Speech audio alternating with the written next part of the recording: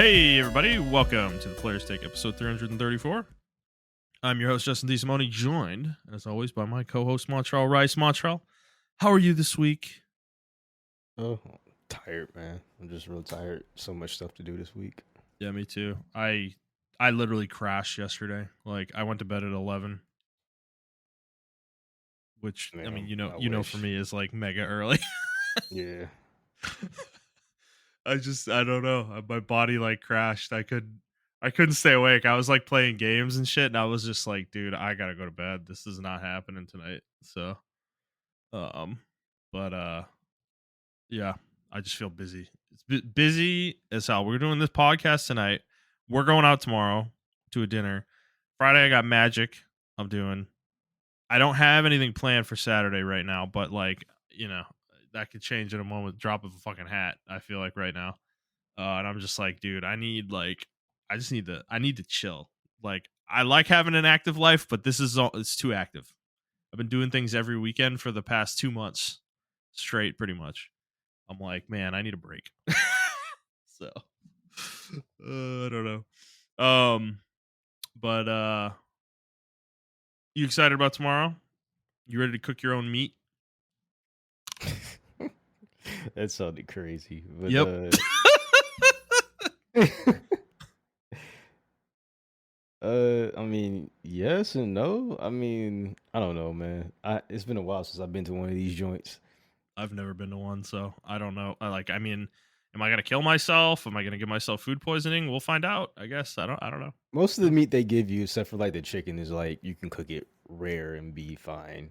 Yeah. So you Yeah. don't have to worry about that. And they're like really thin slices. Oh, So okay. you don't have to worry about like overcooking it or undercooking it rather. If you Gotcha. undercook it, then you just had it Yeah. on there for like 2 seconds. That's Okay. literally it. So they're not yeah. giving me like a full fucking steak, like No, it's bites. So you order by the. okay. I mean, it's usually at Korean barbecue joints. You pay for a session, so everything's unlimited. Usually, when you pay for a session, so Okay. you go in there and you pay, and then they just keep bringing food around and stuff like that. I You see. can pay for like extra stuff, like if you want like like if you actually want a full like prime rib or something like that. Some Yeah. places have that on the side. You can order that extra, Okay. but you're usually Yeah. just paying for like the whole Yeah. you This know. is almost like a Brazilian steakhouse, but you're cooking Yeah, your own there shit. you go. Yeah, Yeah. exactly. Okay. Yeah. Gotcha. Okay. Well, that's good. Well, that'll be fun. It'll be interesting. I don't know if I'm gonna do karaoke. We'll see. We'll see what the crowd looks like. Well, So. it's private, so we'll be all right. No, I know. I'm talking about the people that are going to be there, though. Oh, Like if okay. it's Yeah, intimate, I'll be more into doing karaoke. But if it's like a whole bunch of people that I don't really know, that are like friends with Andy through his work or whatever, a little less. I don't know. I'm pretty sure his cop buddies are going to be there and shit. So Yeah. So we'll see. But oh man. Well, Montreal, we don't have a ton of news this week, so I don't know. You want to jump right in? We'll see what we can get through here. yeah, And let's jump right in because I need an actual ADC. So I need you to fucking play. Yeah. Hey man. Okay, we'll get to League in a second. Well, so to start out, I guess let me do the rigmarole. So for those of you who haven't listened before, this is our weekly show where we talk about video games, video game news, and other topics pertaining to video games. We post at 6 a.m. Central Time on Fridays on Apple Podcasts, Spotify, Stitcher, YouTube, and your favorite podcast app of choice. And if you'd like to send us questions, you can do so on Twitter at The Players Take, or you can send us an email to theplayerstake01@gmail.com. We'll certainly answer that on the show. Also, I did a stream this past weekend, YouTube and Twitch. You gotta tell me when you stream so I can jump in. You just Okay, be doing it. I was trying to do it. Me and Brian were going to do a thing, but he kind of flaked out on me, so I ended up doing it solo. But I wanted to test everything out. I fucked it up the first time I tried to do this, and the audio was fucked up. So I got it better this time. The only issue, I would not recommend you go watch it, probably, because like the game I was playing was super... I was playing on a widescreen, and I fucking forgot how this works, so it looks tiny in the YouTube video. Because it's showing the whole widescreen resolution. So I'm gonna fix that for the next one.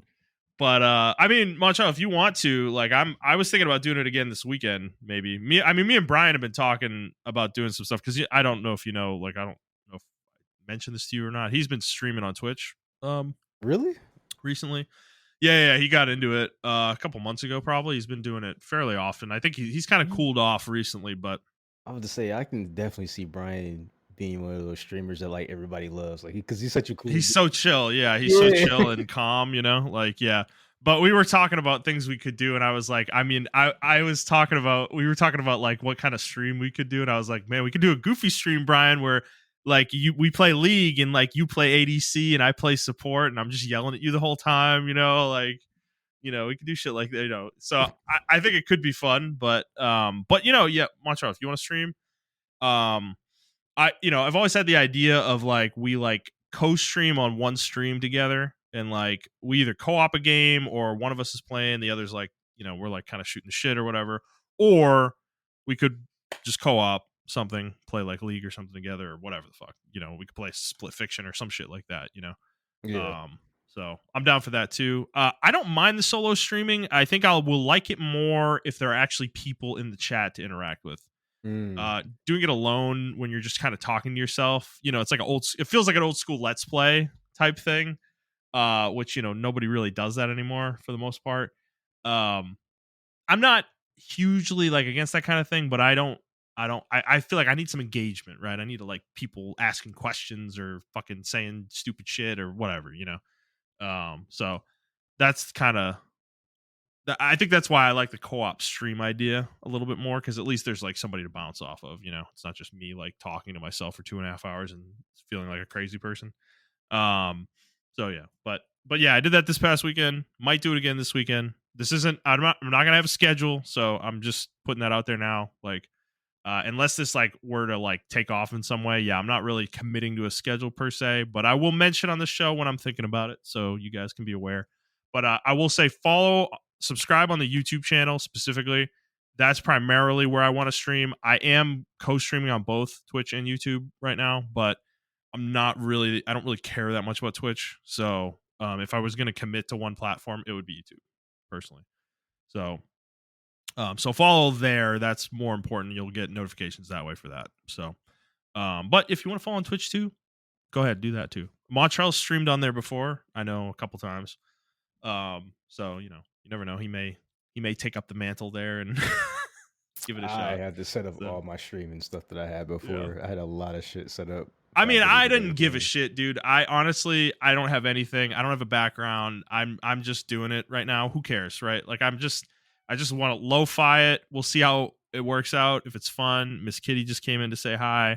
She's screaming at me, but so eventually, if it were to become like more of a thing, I'll probably invest more effort into making it look good. But right now, yeah, there's no like banner or anything like that. None of that stuff. So, but no, it was fun. I did some Heroes of Might and Magic 3 and played that for a bit. And then I was going to continue that this weekend because I didn't end up finishing the scenario I was playing. So that might be good. But if I end up playing with you or Brian or something, there might be a different game there certainly. So yeah, check that out. All right, Montreal, let's get into the games we've been playing. You want to go first? Yeah. So, I mean, the only game I've really been playing this week is League and Wu Chang.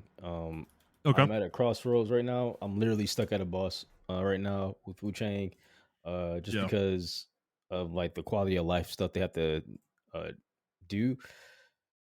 This game has a really bad habit of having multi-phase bosses, Yeah. and I actually hate multi-phase bosses in like Souls-like games With and no stuff like that. checkpoints. Yeah, with no checkpoints at all. I hate it. Mm, So I think I'm at the second or third to last boss right now. hold on.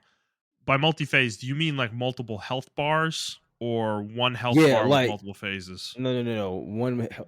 Multiple health bars. So I beat him one Oh, that phase, does and then suck. it Yeah, fills back up, and then it's another phase. that's They did miserable. this to me twice already. It was one monster who was like legitimately fucking hard. This one, he's not really hard. He just has like a bullshit AOE in the second phase. And he Yeah. has a lot of AOE attacks. The game really doesn't give you tools to like defend against AOE attacks like that. You're supposed to like use your dodge to, use your invincibility frames, but like I said, like it's kind of terrible right now. So there's a patch coming out on the 11th to fix some stuff. Because once you get knocked down, that's the problem with the game.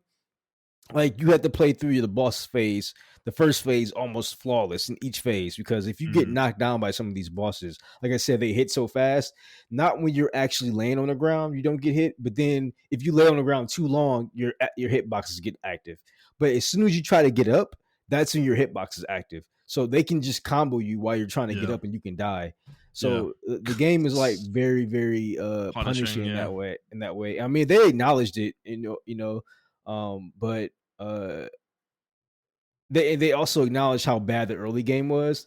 They said that they're going to put more hit stun on the enemies in the early game, because like Mhm. there's because you fight these like zombie like enemies at the beginning of the game, and they have like no hit stun at all, and they can just like run through and grab Really? you and everything. Yeah, it's crazy. Okay. Um, Yeah.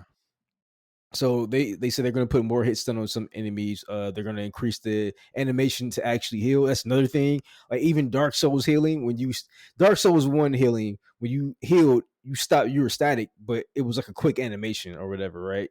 So you can time it in between, sometime in between swings of Yeah. enemies. Yeah, yeah, Uh, yeah, yeah. in this game, bro, it takes 5 hours just to It's like heal. Like Monster Hunter?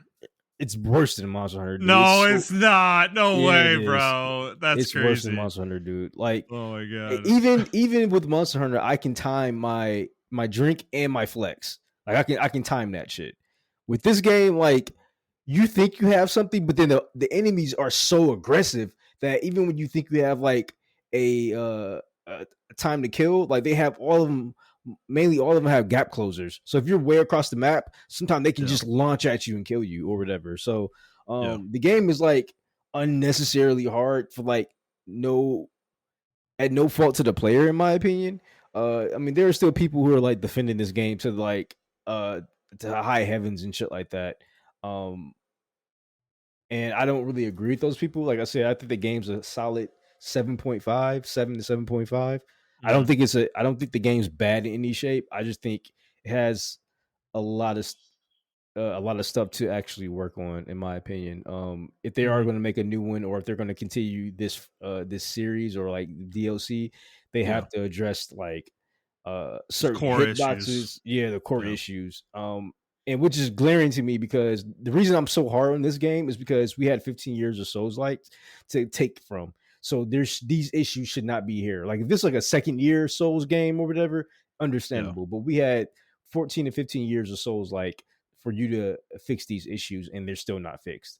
So and you release the Yeah, you game gotta know in what that you're state. getting into when you make this kinda game too, dude, right? Yeah, Like, yeah, I don't understand, like, yeah, the idea that the core fundamentals of the game have these problems is the biggest issue.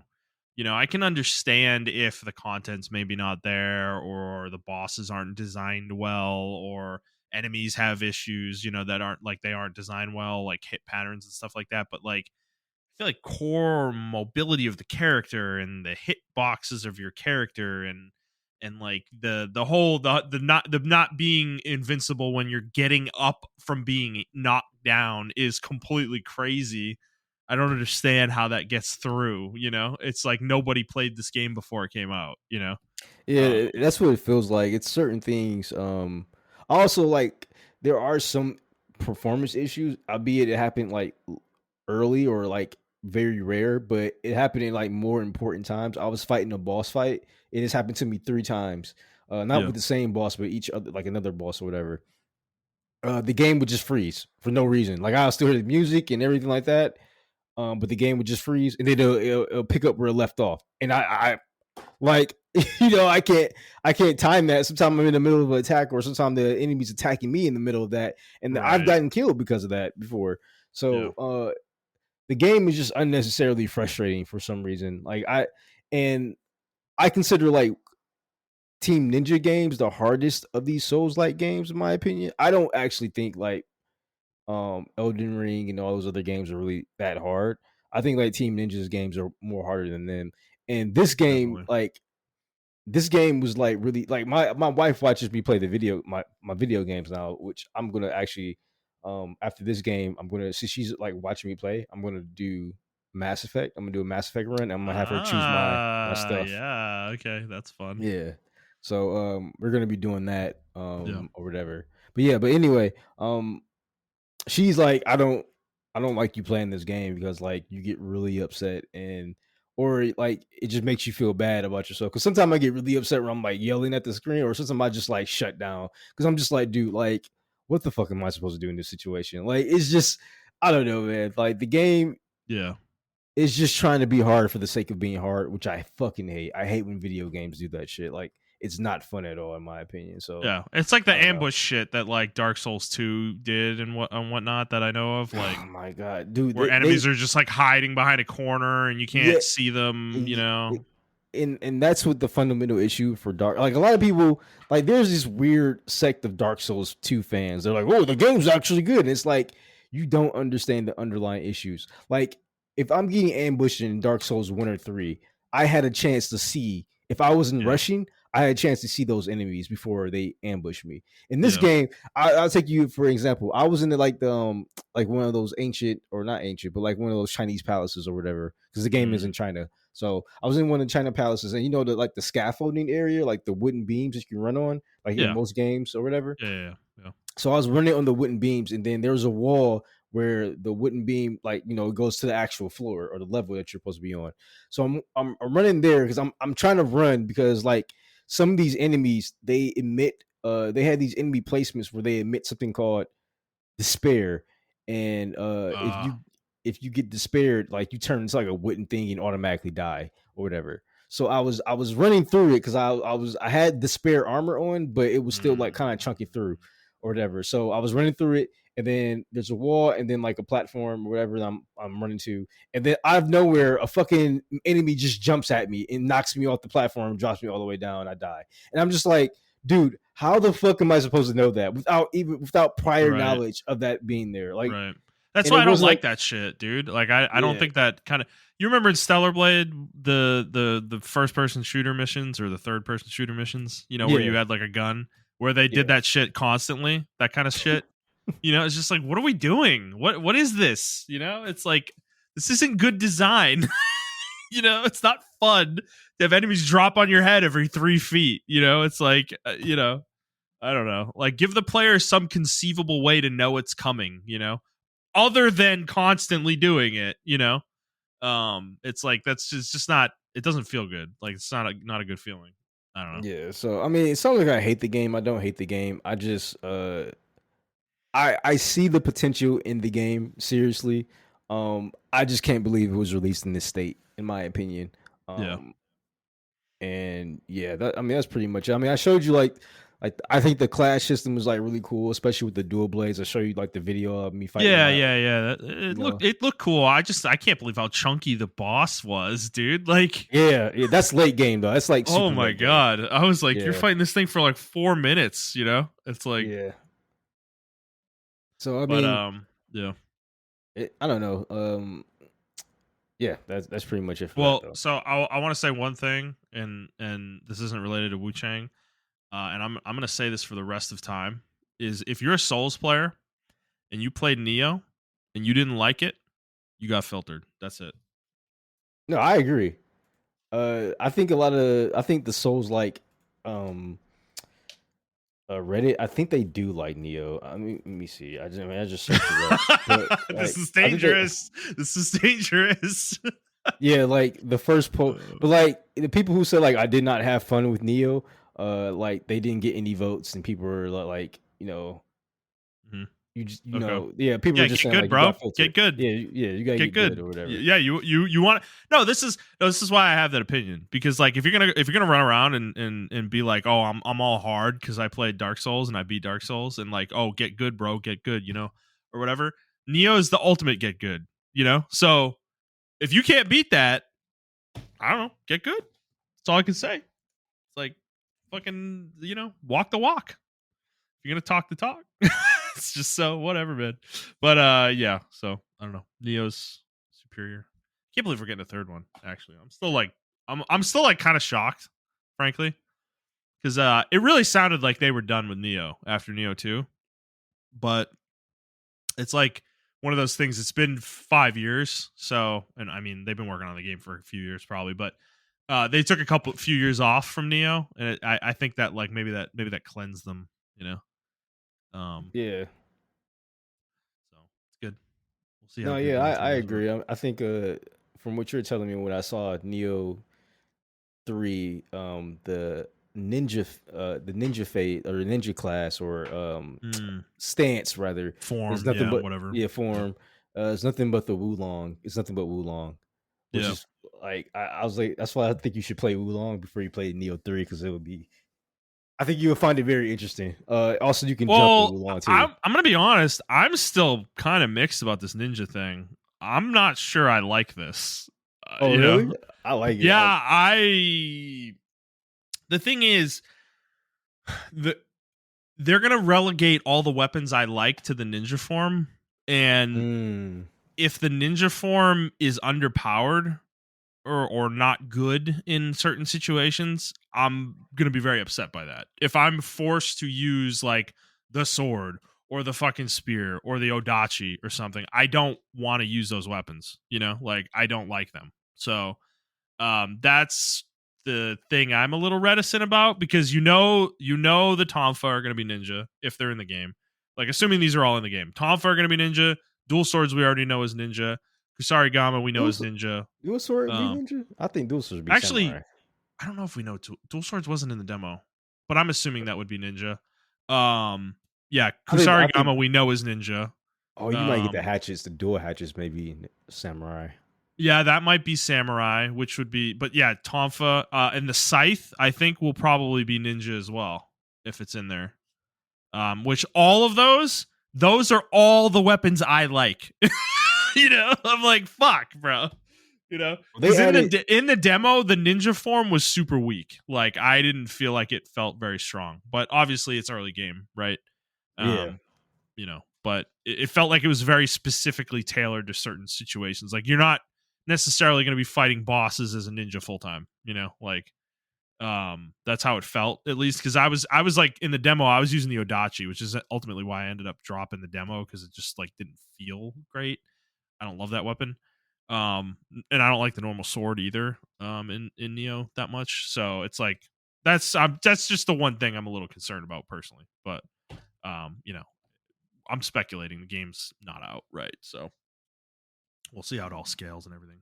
Um, but plus, what new weapons they come up with? Oh, fists. That's gonna be yeah. They ninja as well. they did do Fist in Neo 2, I believe, right? Yep. The DLC. So Yes. Yep. Yep. So, what other weapons are we forgetting? I feel like you there's know like what, 13 man? weapons or so. That's the game we should stream. We should just fucking do it. I Neo, need to play Neo, Neo. Neo two. Yeah, yeah. I need to play Man, Neo 2, man. Oof.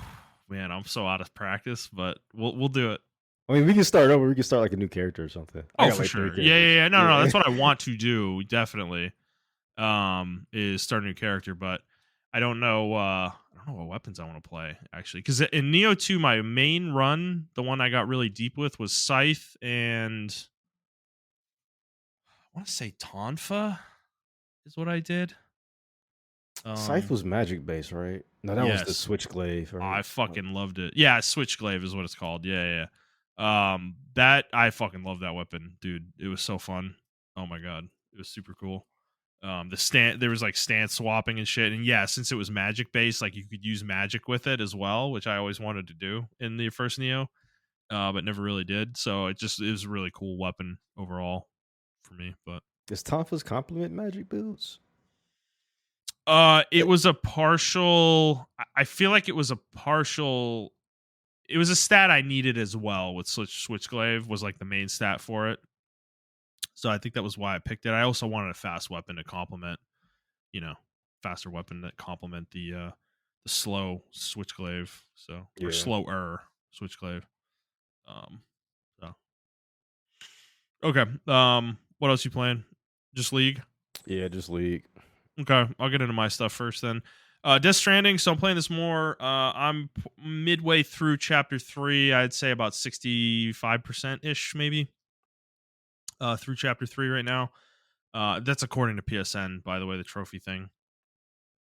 So chapter 3, chapters 2 and 3 are really long. I think the game opens up a lot in chapter 3, and it's significantly better than chapter 2.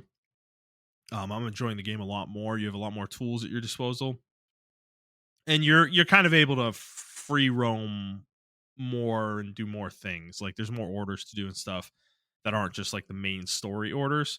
So I feel like the game gets a lot better. I am definitely still puzzled why they designed the game this way though. Because the game is like really front loaded on cutscenes early. You know, the first hour or two is mostly cutscenes, you know, and then you have like tens of hours of potential gameplay with very little cutscenes, you know. This is reminding me a lot of MGS5 actually, because MGS5 is very similar in the way it's structured. Where like the first hour or two is almost all cutscenes, you know, and then you get out into the open world section of the game with all the missions and stuff, and then it's like there's like nothing, you know, for a while. So it's interesting, I guess, the structure of it. But yeah, like I said, I'm liking the game more. I really want to get through chapter 3 though, and from what I'm hearing, chapter 5 is really where the game like fully opens up and you kind of get access to like everything at that point. So that's kind of where I'm trying to get to. I'm not trying to do too much side stuff right now. I'm not focusing on like building roads and things like that quite yet, but I am having fun with it. I am doing a little bit of the road building stuff. I have rebuilt a few roads, but it just feels like it's a little restrictive to do right now because you need so many fucking materials for some of these roads that like I would have to make like 6-7 trips back and forth from like a distro center to the road to like with the metals and shit that you need in order to rebuild some of these roads. It's just, like not worth it right now. So yeah, but the story, not much really. Chapter 3 is pretty sparse on story so far. There's little interspersed things with Fragile, but you know, I'm not really like deep. I haven't gotten any big reveals yet, so I'm like still kind of like, the story's fine. I'm just, you know, I'm intrigued. I will say the world building though is significant up to this point. The amount of like interviews and like emails and shit that you get is a lot, and I've actually been reading all of those. I am not like, I'm not doing what most games, you know, what most people would do typically with most games, where you just like don't read any of that shit. I'm actually reading all of it in this game, because I am finding this world very fascinating. um Kojima, I think, and his team like really, they really created something interesting here, you know. I think it's very unique game world. I think it's a very unique take on a post-apocalyptic world. This is definitely not, you know, it's not your typical like apocalypse bullshit where it's zombies or it's a nuclear apocalypse. You know, this is a very different take on that. And I really like this take on it. You know, I Mhm. think it's got some very interesting points. I love that it's recent to this apocalypse, that most people were alive for when this happened. You know, the Death Stranding event or whatever it is. I think that's very interesting as well. I am curious. I'm not sure. I mean, don't answer this question. This is rhetorical. I'm just kind of talking out loud about things I'm interested in. But I am interested if we're gonna get flashbacks for Sam from before the Death Stranding happened. You know, so I guess we'll see. I would be very intrigued to see that. Um, but yeah, so the game's still cool. I'm still excited to play it. It is one of these games. I am having trouble playing it for more than a couple hours at a time. I haven't really gotten a really big session in with this game quite yet, where it's like really clicked for me, and I'm like totally addicted to it for like 6 hours straight or anything like that. I haven't really had that happen quite yet. So still trying to get there, basically. But yeah. Outside of Death Stranding, still playing Kingdom Hearts Final Mix. I only played this once in the last week, but I probably played for about 3 more hours. I got through Tarzan's World and made it to Agrabah in the game, and you know, still just enjoying this a lot. Like I've only played like 2 or 3 times since I started playing this again, and I just like I'm sitting there like playing and I'm like, man, I am just having fun. I just love this game. It's like I don't know. It's like I said last week, we're gonna get to Kingdom Hearts 3, and I'm gonna give the game a chance. I'm probably gonna be a lot softer on it than I was back in the day. I can feel that coming.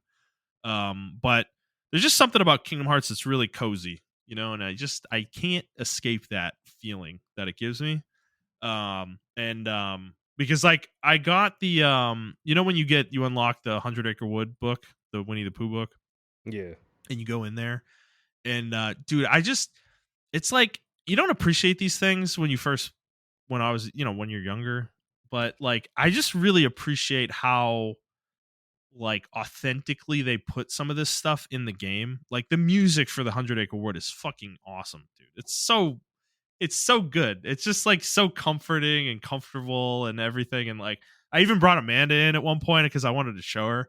And she loved it, dude. Like she was like, "Oh, this is so nice." It's like it's just there's no like enemies or anything. Like it's just like I love that kind of thing in the game, and I don't know. It's just I'm very nostalgic for it. It's so I'm still playing it. I'm gonna slow play my way through this probably, but it's very fun, rewarding. I do think it's really quaint too, just like some of the things they did in the game, in this first game. It's like they really were just I feel like they were just really just throwing shit at the wall and seeing what worked, and what didn't. Because like the whole gummy ship thing, I don't know how much you ever have really gotten into the gummy ship thing, especially in one. I'm actually trying to do it a little bit more. I'm kind of building my own ships. I'm trying to build my own ship and stuff. Mhm. And I'm like, yeah, I can kind of see what they were going for here. It's just like the missions that you have to do though are not interesting enough to necessitate the need to dive into the system very much. That was always the issue with it, ultimately. So it's like, I appreciate the design of this game though. I think like Square at this period of time was like really inspired, with this idea. Like just the fact that Kingdom Hearts even exists is crazy to me. It really is. Because it feels like, I think if you showed it to somebody now, they would be like, "Oh God, another crossover," kind of thing or whatever. But like this was a crossover before crossovers, though, man. Like it was it was way ahead of its time. I feel like in terms of an idea, to really like pursue for games. I mean, crossovers didn't really become a thing. I feel like until like last decade, probably late last decade, where it became really prevalent. And obviously Fortnite made it super popular, but we were seeing it before that though, in some ways. But like I don't know. I mean, this game's from 2002, right? So Yeah. it's I don't know. I just got to give them their flowers, As much as we talk shit about Nomura and his storytelling and everything, they were on point with this game. I feel like No, back we in the gave day, him his props. We said his I vibes, know. his vibe function is crazy. Yeah, it is. It is. And dude, I was thinking about the games, and I mean, I'm gonna confirm this as I play more, but like, I feel like I feel like Kingdom Hearts is like a series that is like kind of follows people growing up, right? Like Kingdom Hearts 1 is like like it has very like preteen energy, and obviously the characters are kind of in that same boat, right? They're young teens in the games, and obviously they age up as the series goes on. But like Kingdom Hearts 2 is like really edgy, like mega edgy, edgy teenager basically. And then like some of the side games like Birth by Sleep is like I kind of feel like you're kind of, going into adulthood and you're really like feeling what life's kind of like for the first time, because that game's like really dark and sad and shit. And then like Dream Drop Distance is kind of like an exploration of like failure. You're kind of like your first failures as a kid, as a young adult or something like that. But then this is where I get so frustrated with it is that in Kingdom Hearts 3 it all falls apart. It's like you relapsed into like a fucking drug addiction or something. Like that's fucking Hearts 3 feels to me in my head. I No, don't I mean know. that's It's pretty frustrating. valid. It's like I yeah. think I think that's what we were so frustrated with because they had all this character build up. Yeah. and then they just like Yeah. didn't do anything with it at the end of the day. Yeah. So we'll get there. I mean, we're not going to rehash Kingdom Hearts 3 entirely, right? I'm not going to go on a fucking massive rant about it. I will promise you guys that. We're going to talk about the game certainly, but I'll try to keep it tamped down when we get there. I mean, this could be months from now, by the way. I mean, we're talking I'm nowhere near this game, so don't worry about it right now. But yeah, Kingdom Hearts, enjoying it a lot. I think Kingdom Hearts 1 is really underrated, I think, in the series. I know a lot of people love to say that it doesn't hold up gameplay wise, and I think that's true in some ways. But I think overall, if you meet the game where it is, I think it plays perfectly fine for the most part. And you kind of embrace what it is. I think the thing is people are looking back on it and think it's clunky, but that's not really what's happening. It's just that the game's combat system is different from every other game that comes after, right? Whereas with like 2 onward, it becomes a much more fluid action game, Yeah, like yeah, character action game almost. Whereas 1 is not that. It's so much more, like I said last week, it's a more deliberate action game where you need to kind of be more careful with your attacks and stuff. And even positioning and things like that, and when you jump and when you don't and stuff like that. Like you kind of need to put a little more thought into the way you play in Kingdom Hearts 1. So I don't necessarily think the game doesn't hold up. I kind of think it does. I just think it's different from the rest of the series. Um, so yeah, definitely recommend that to people if you've not played it before. All right, Montreal League. I Where are ain't you gonna at? spend How too are you much. I doing? ain't gonna spend too much time. I'm back Okay. in gold 4, but yeah, Okay. they gave me some crazy teams and Yeah. everything. I Yeah. will say Yunara and Jin are my perma bans. If you're not playing Jin, I'm banning Jin, like Yeah. straight up. He is super strong. Uh Yes, he and is. I don't know, man. He's just super strong. I think Yanara's overpowered, but the rest of the league community doesn't feel that way. So she's not going to get us a nerf anytime soon. Um, I've been dealing with like 50-minute games because the games have been going so long, which I don't mind or whatever. Uh, but I don't know. Yeah, it's I know it's because I haven't played in a while. Like I haven't Yeah. played like in a while, so that's why I've been like kind of losing games. So I'm just trying to get back into it a little bit. I'm putting Wu Chain down until like next week, and then Yeah. once that patch goes through, then I'm gonna play Wu Chain again. But Yeah. yeah, I mean, I don't know. I did see well, I'm sorry. Before I even get to that, how do you feel about it so far? I mean, me and Jet played over the weekend. I think we won 3 games, lost one. So we kind of gained a little bit back, but I think we're both still in like silver 4 right now, which Okay. feels terrible. But I'm trying to just like I'm taking a little bit of a break after last weekend, Yeah, where we yeah. lost like 10 games in a row or whatever it was. Taking a little break, a bit here, but just trying to focus when I do play, though. Really trying to focus on staying calm. Don't tilt. Don't tilt on myself. Like don't tilt on my own failures. Don't tilt on the teammates. Just play the game. If teammates are fucking up, it's okay. I'll just do my best to make up for it. It's like those kind of situations. If people start pinging me like crazy, I am just muting them. I'm not even playing that game. I'm just muting them and you're done. So that's where I'm trying to just get that equilibrium back, right? Like I think that's part of the reason we lost a bunch of games. Is I mean, to be fair, I wasn't tilting during the loss streak that much. It didn't happen really till the final game, like the 10th game or whatever. Um, but at the same time, I don't know. It's like I think the key to gaining our rank back though and like climbing back up is maintaining that calm. If the game's not going well, laning phase doesn't go well, the game's not over. Keep playing, keep farming, just do what you can to be a relevant part of the game. Um and don't feed, that's also key. I've been really trying very hard not to die a lot in these games. I mean, some of them are crazy though, where they're going 50 minutes and it's like, dude, I mean, when the teams are just literally smacking into each other every time they respawn, it's like, yeah, you're gonna die 7 times. It's just the nature of it. But otherwise though, I'm trying not to take stupid deaths on. If I die in a team fight, okay, fine. It's not that like you're not gonna live every time you get into a team fight, right? But I'm trying not to like get caught out in lane, get caught out in a side lane, or be in a stupid position in jungle or like in the river or something by myself. We have no vision, and get fucking like converged on by 3 people and killed. I'm trying to avoid that stupid shit. Basically. So that's kind of where I'm at with it. I'm just trying to like find my center myself, a little bit and focus on me. That's all you can do. I said this last week. You got to focus on me. It's like there are things I can do better. And that's kind of where I'm at with it. Like, yeah, the teammates are crazy. We like during that loss streak, dude. I'm definitely not taking it away. Like the teammates were bad, right?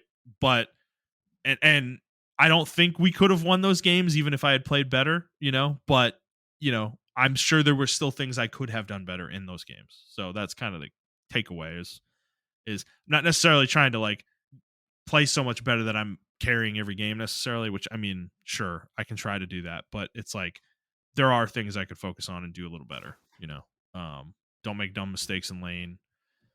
It's just hard with ADC sometimes though, because you really got to be in tune with your support. And I do feel like sometimes me and Jet are not on the same page mentally, Hmm. and that can cause some problems sometimes. Um, but I don't know what to do about it necessarily. Like I don't like in a situation like I'll give you an example, right? Like where he's kind of pushing up past the wave in a situation where like the wave's like frozen in front of our tower, and he's going into that like so let's say we're on bottom, right? Like we're on blue side, right? And I've got the wave frozen in front of the tower where the tower's not shooting it, you know where that is. And he'll like go into the bush and try to like poke, from bush, but then the enemies will like jump on him and like burst him down really quick, and I'm not in position to help because I'm further back, closer to the tower, necessarily. It's like those are situations where it's like I'm kind of just letting him die if that happens. Like I can't, it's like throwing myself into that. I'm probably just gonna get myself killed too. It's like it is what it is, So I'm trying to like not be as reactionary necessarily. Obviously, if we're in the middle of the lane and he's like, you know, we have an opportunity to do something, I'm doing that for sure. But I'm not trying to sack myself. Like we don't want to turn a single kill into a double kill. Is kind of my thought process. So I don't know. I'm just being a little more cautious in the bot lane sometimes. But yeah. So yeah, what else did you want to say though about League? No, I was just gonna say like, how do you feel about that whole Smurfing thing? Because that was a league guy. I that was a Riot employee, I think, who was saying that. Oh, okay. That changes the context a little bit. Yeah. Well, Yeah, let me check his profile real quick. Hold on. Yeah, yeah, producer, product, and strategy at Riot Games, I see. Okay. League of Legends. Um, well, so producer, product, and strategy. I mean, there's a possibility there that he's talking out of his ass and not necessarily fully engaged with the Smurf statistics. I don't think That they he's probably like have. I think he's way on the other side of the spectrum. I think he's just like for marketing and actual like product stuff. I don't think he has anything to do with the systems themselves. That's what I'm saying. So I don't know how much I take what he's saying super serious, I guess. But at the same time, let's say he is super tuned into it, and he does know the statistics and stuff. Like I mean, I think I mean, how often would you say we run into Smurfs? One every 5 games? Well, yeah, he was just saying he doesn't like he's just expecting a 50% win base 50% to win at baseline, and if someone um is secretly a Smurf from the other side of the team, then that's not really a 50% chance if that makes any sense. I'm Yeah. automatically going to lose the game, and if I had known that, I would have never queued up, and Right. that's the part I kind of agree with. Yeah, I agree with that. Definitely. Like if I known that there was a Smurf on the other team, then I never would have queued up or whatever. And um, I don't know, the amount of people defending Smurfing, I think it's kind of it says a It is lot about the community. so yeah. Yeah, it says a lot about Yes. the community, in my Yes. opinion. I don't like the Smurf. Like the only reason I will Yeah. legitimately Smurf is if I Like if I'm trying to go top lane and I'm trying to learn top lane, I'm gonna be like a bronze or iron top laner because I don't know how to play that role like Or at like we're all, playing bro. with somebody new, right? Like Brian or Yeah, something, right? exactly. But No, like and I mean this is the thing with smurfing, right? Is you are you're like a teenager picking on a 5-year-old, you know? Like yeah, that's the and like there's a guy in our magic group, right? And he kind of annoys me because he has this energy where we were playing last time we played magic a couple weeks ago. We played a lot of games and he didn't win any of the games, right? So he proceeded to pull out his CEDH deck, which CEDH is competitive commander for magic, for people who aren't familiar. And he pulled out a CEDH deck and he proceeded to kill the whole table in 3 turns. And nobody got to do anything. And he put the deck away and was super satisfied with himself. And it's like, bro, you literally just like you took out the nuke when everybody else is fighting with like knives. It's like you're not that's not cool, dude. It's like and that's the same way I feel about Smurfs. Is like if you are emerald or higher, I'd even say plat or higher, frankly, and you're smurfing, dude, like you're lame. If you're not doing it for a legitimate reason, like we were just talking about, like you have a friend you're playing with and you don't want to fuck their MMR or put them in skill brackets they shouldn't be in, I can understand that, right? But like if you're playing by yourself and you are literally just playing on a new account so that you can play with people who are new and you can dominate them, like you're lame. Like there's no other way to say it. Like it's just it's lame behavior and I don't know. It's not fun when it happens. That's why I was asking though, like how often do you feel like it happens? Like for us, every um 5 to 10 games.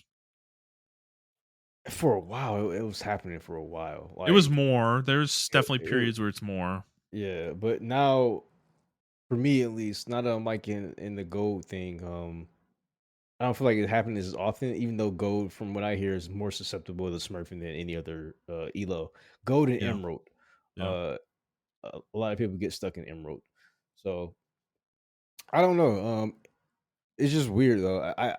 I just don't like smurfing. I don't like smurfing in any game. I think smurfing yeah, actually ruins online, which is why I hate the skill based matchmaking and all these other algorithms because I just don't remember it being a thing back in the day. And granted, maybe like people weren't that good or they didn't care that much. If that makes any sense. Like I just remember playing back in the day when I was playing like Halo 3 and stuff like that.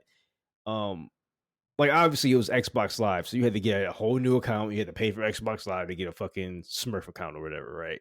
But I remember playing like Halo 3, and like you did not want to start at the bottom. You wanted to go as high as you could. You wanted to climb all the way to like that level 50 rank or whatever. yeah, Level 51, level 52 rank or whatever the case may be.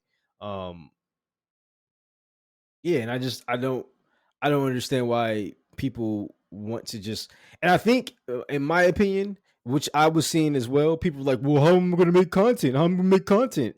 And I think that's the issue I have uh with with smurfing. yeah, I think it's such a content grab. It's such a content whore type place now that yeah. everybody wants to just like smurf and they want to be the next, swag and all this other shit like that. And it's Man, like, I was gonna mention him. I don't really like that guy based on the way Jet talks about him. Like I think it's lame that he goes into low elo and he does this crazy shit and like yeah, sure he's trying to make the games harder for himself or whatever, but it's like you're still ruining games. Like playing Yumi top and winning, okay, sure, bro, like great. But like that all happened because your skill level is vastly outsized versus your opponent. It's like I don't know. I don't think it's the right thing to be doing. Personally, I don't know. Like I said, it's like if you're like you're like a professional basketball player, right? And you just go to the local basketball court and you just smack down all the local guys and leave. It's like I mean, unless they're in on it and they're cool with you being there and they want to play with you, which more than likely they would if you're a professional basketball player. But like, you get what I mean, though, right? Like, if yeah, you're just yeah, like nobody knows you and you just show up and you dominate for fucking 2 hours and you Well, leave it's and I like think it's it's akin to like a D1 player, right? Who's not yeah. necessarily known, but he's obviously Mhm. like really good at the game. He almost went pro, Mhm. whatever. I think that's more of akin to it, Yeah. right? Like Yeah.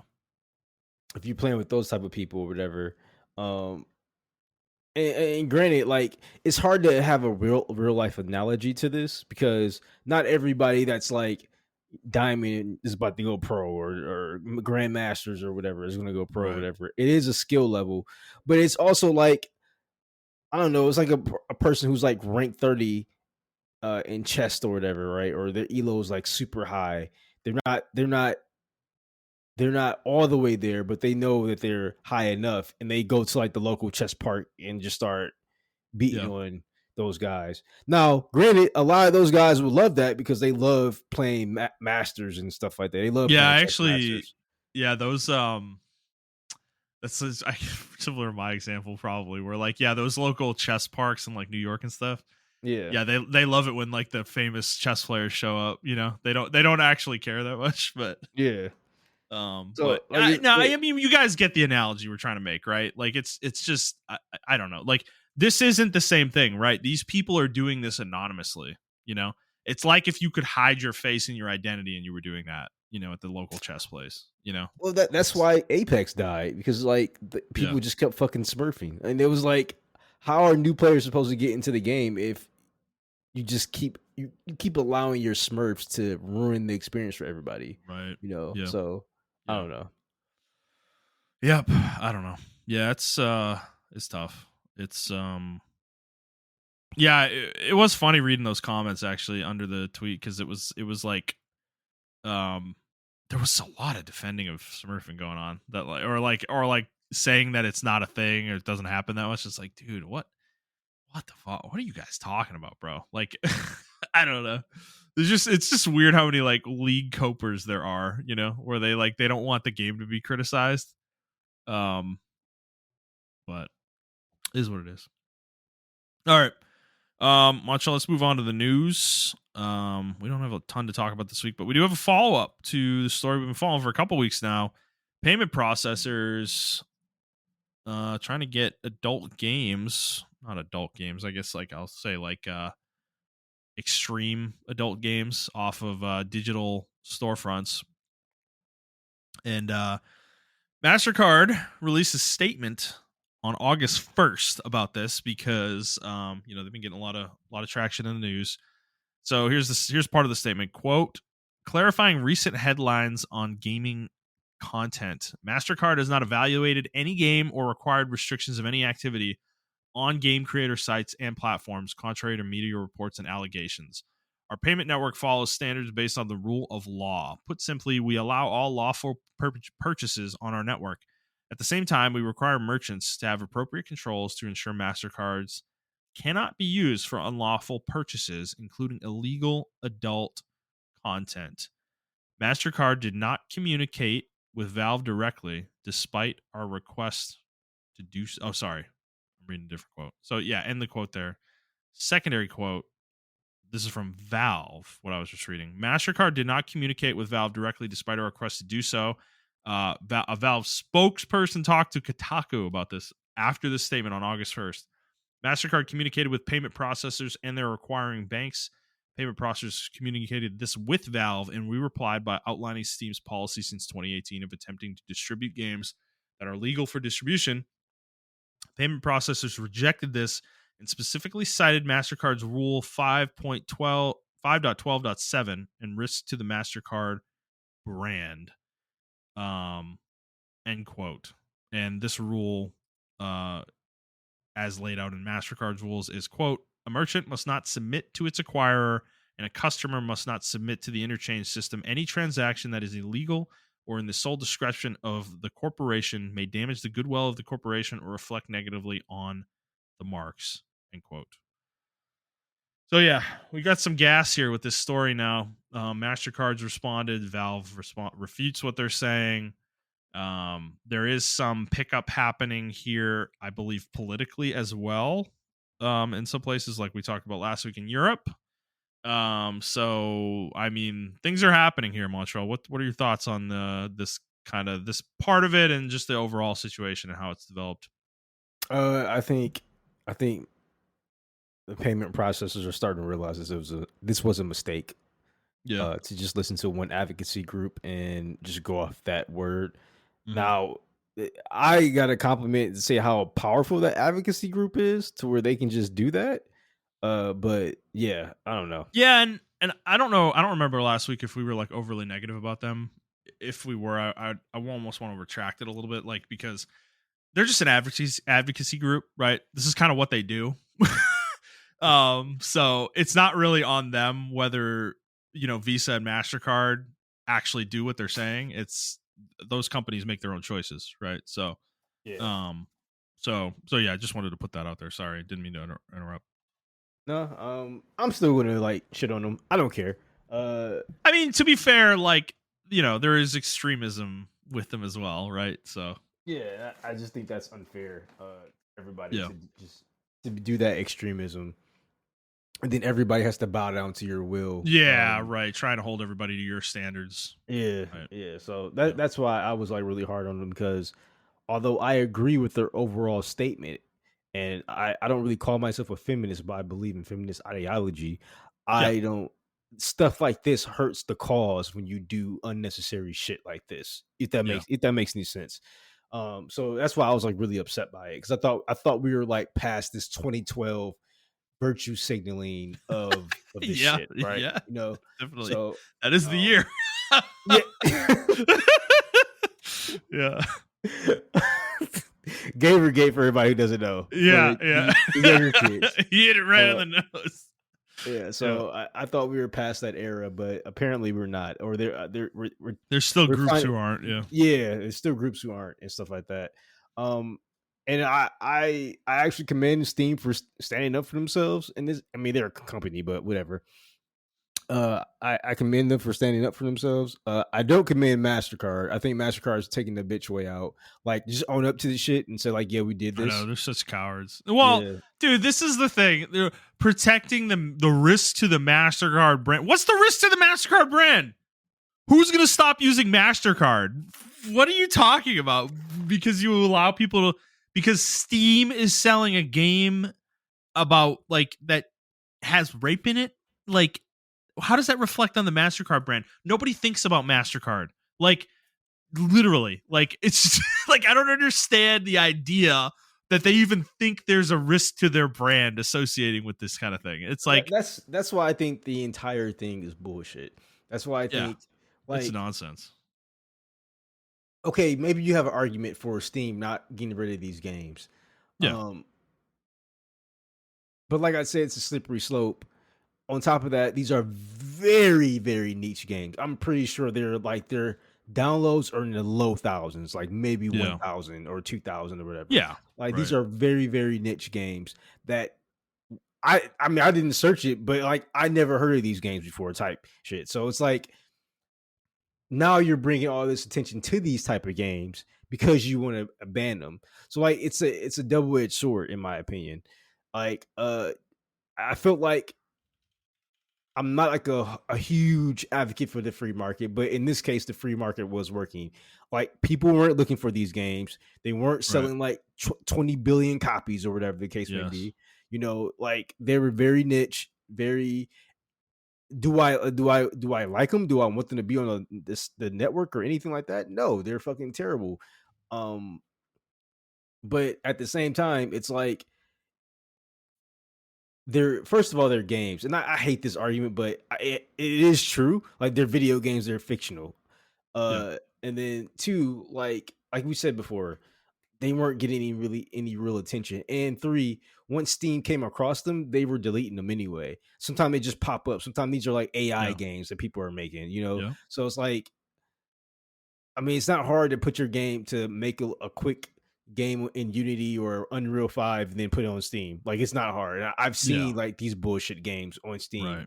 So uh yeah, I don't know. I just the Yeah. whole thing rubbed me the wrong way. That's why I was really, really upset about it. Yeah. Yeah. No. And yeah, yeah, totally. And I think the other thing is too, like, I think this is a situation, right, where things like this and books and TV shows that kind of either cover offensive content or appear to advocate for offensive content like that, like this. The court of public opinion solves these problems, in my opinion, right? Like people are gonna destroy this game, like when they see it or when they interact with it, if they're kind of a normal, regular person, right? I don't like the court of public opinion in certain cases. A lot of times this is true for like new games and stuff that get Yeah. overly criticized and things like that. But in this particular case, like in this kind of edge case we're talking about, the court of public opinion is the perfect solution to this problem. People are going to talk about this game, and if they do talk about it, more than likely they're going to talk about it in a very negative light. Yeah. So But it's I think the other issue is video games in general, right, are very low hanging fruit. yeah, So it's you true. can, I mean, I talked about this last time how you can infiltrate the community and do Yeah, stuff and everything, and there won't be any fight to it. If there is yeah, some kind of fight to it, then we're accused of being basement dwellers. We're accused of being, you know, like nerds and stuff like that, or oh, look at these guys, they're trying to defend their games, like, oh, it's just a video game or whatever. But like yeah. people don't do that when it comes to like movies and books and stuff like that. You see, like it's a whole Right. different like atmosphere when it comes to like defending books or defending movies and defending TV shows and stuff like Yeah, that.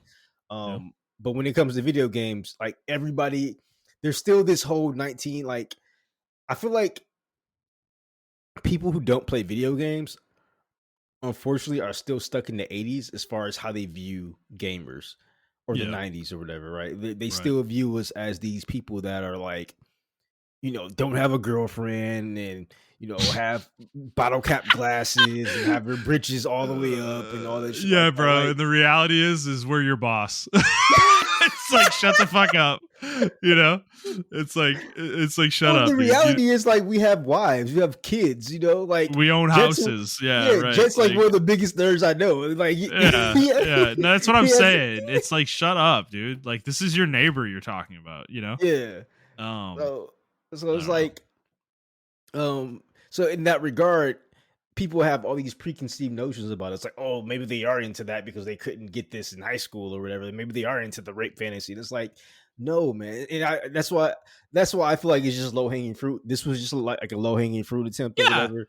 And Yeah, it's nobody's going to defend these games specifically, right?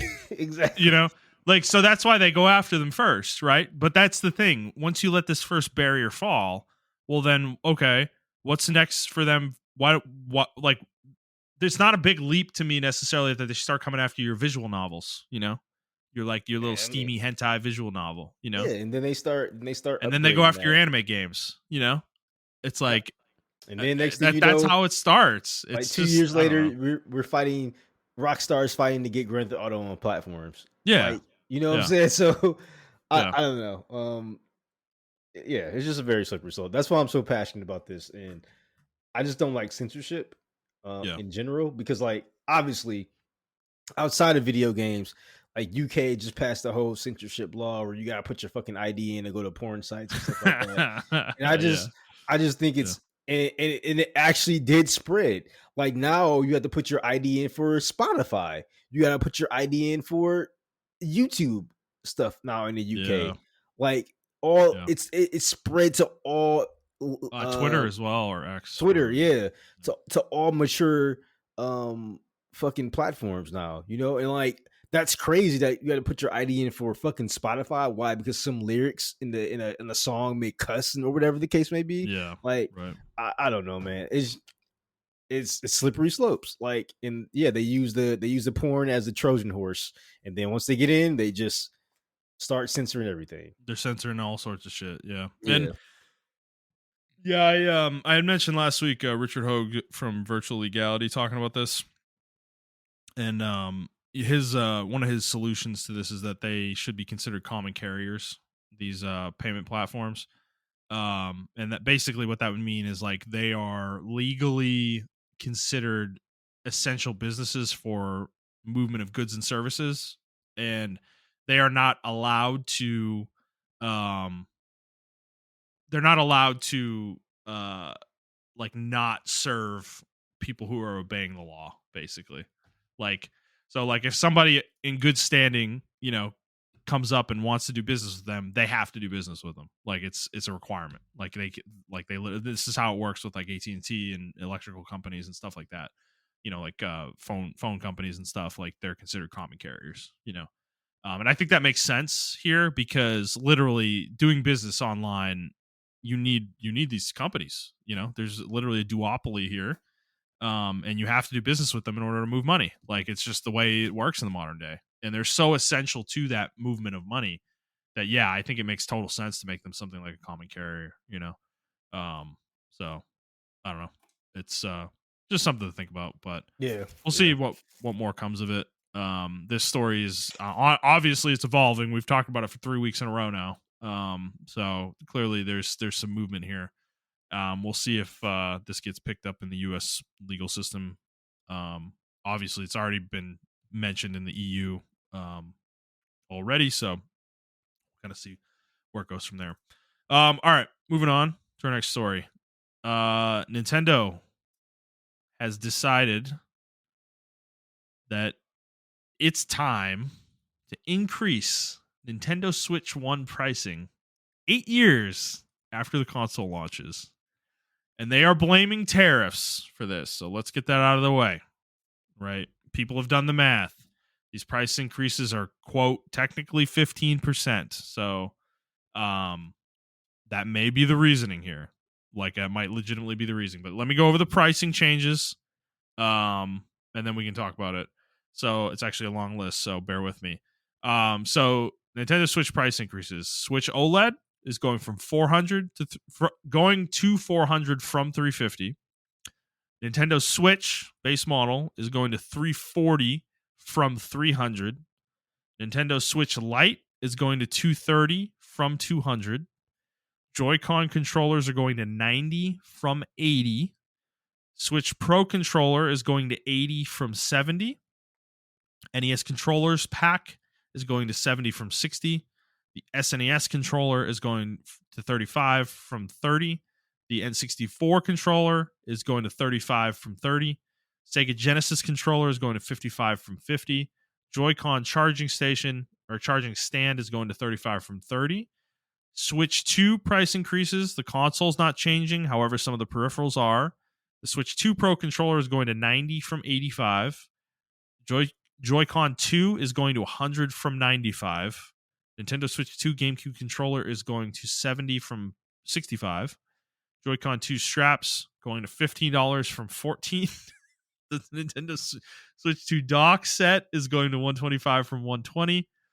And then even things like Amiibo are going up. Legacy Amiibo, $20 from 16.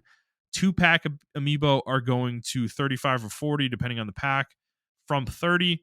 Nintendo Sound Clock Alarmo is going to 110 from 100. So that's all of it, Montrell. How you feeling about this? 8 years in, you think it's just tariffs? Is that a reasonable justification here?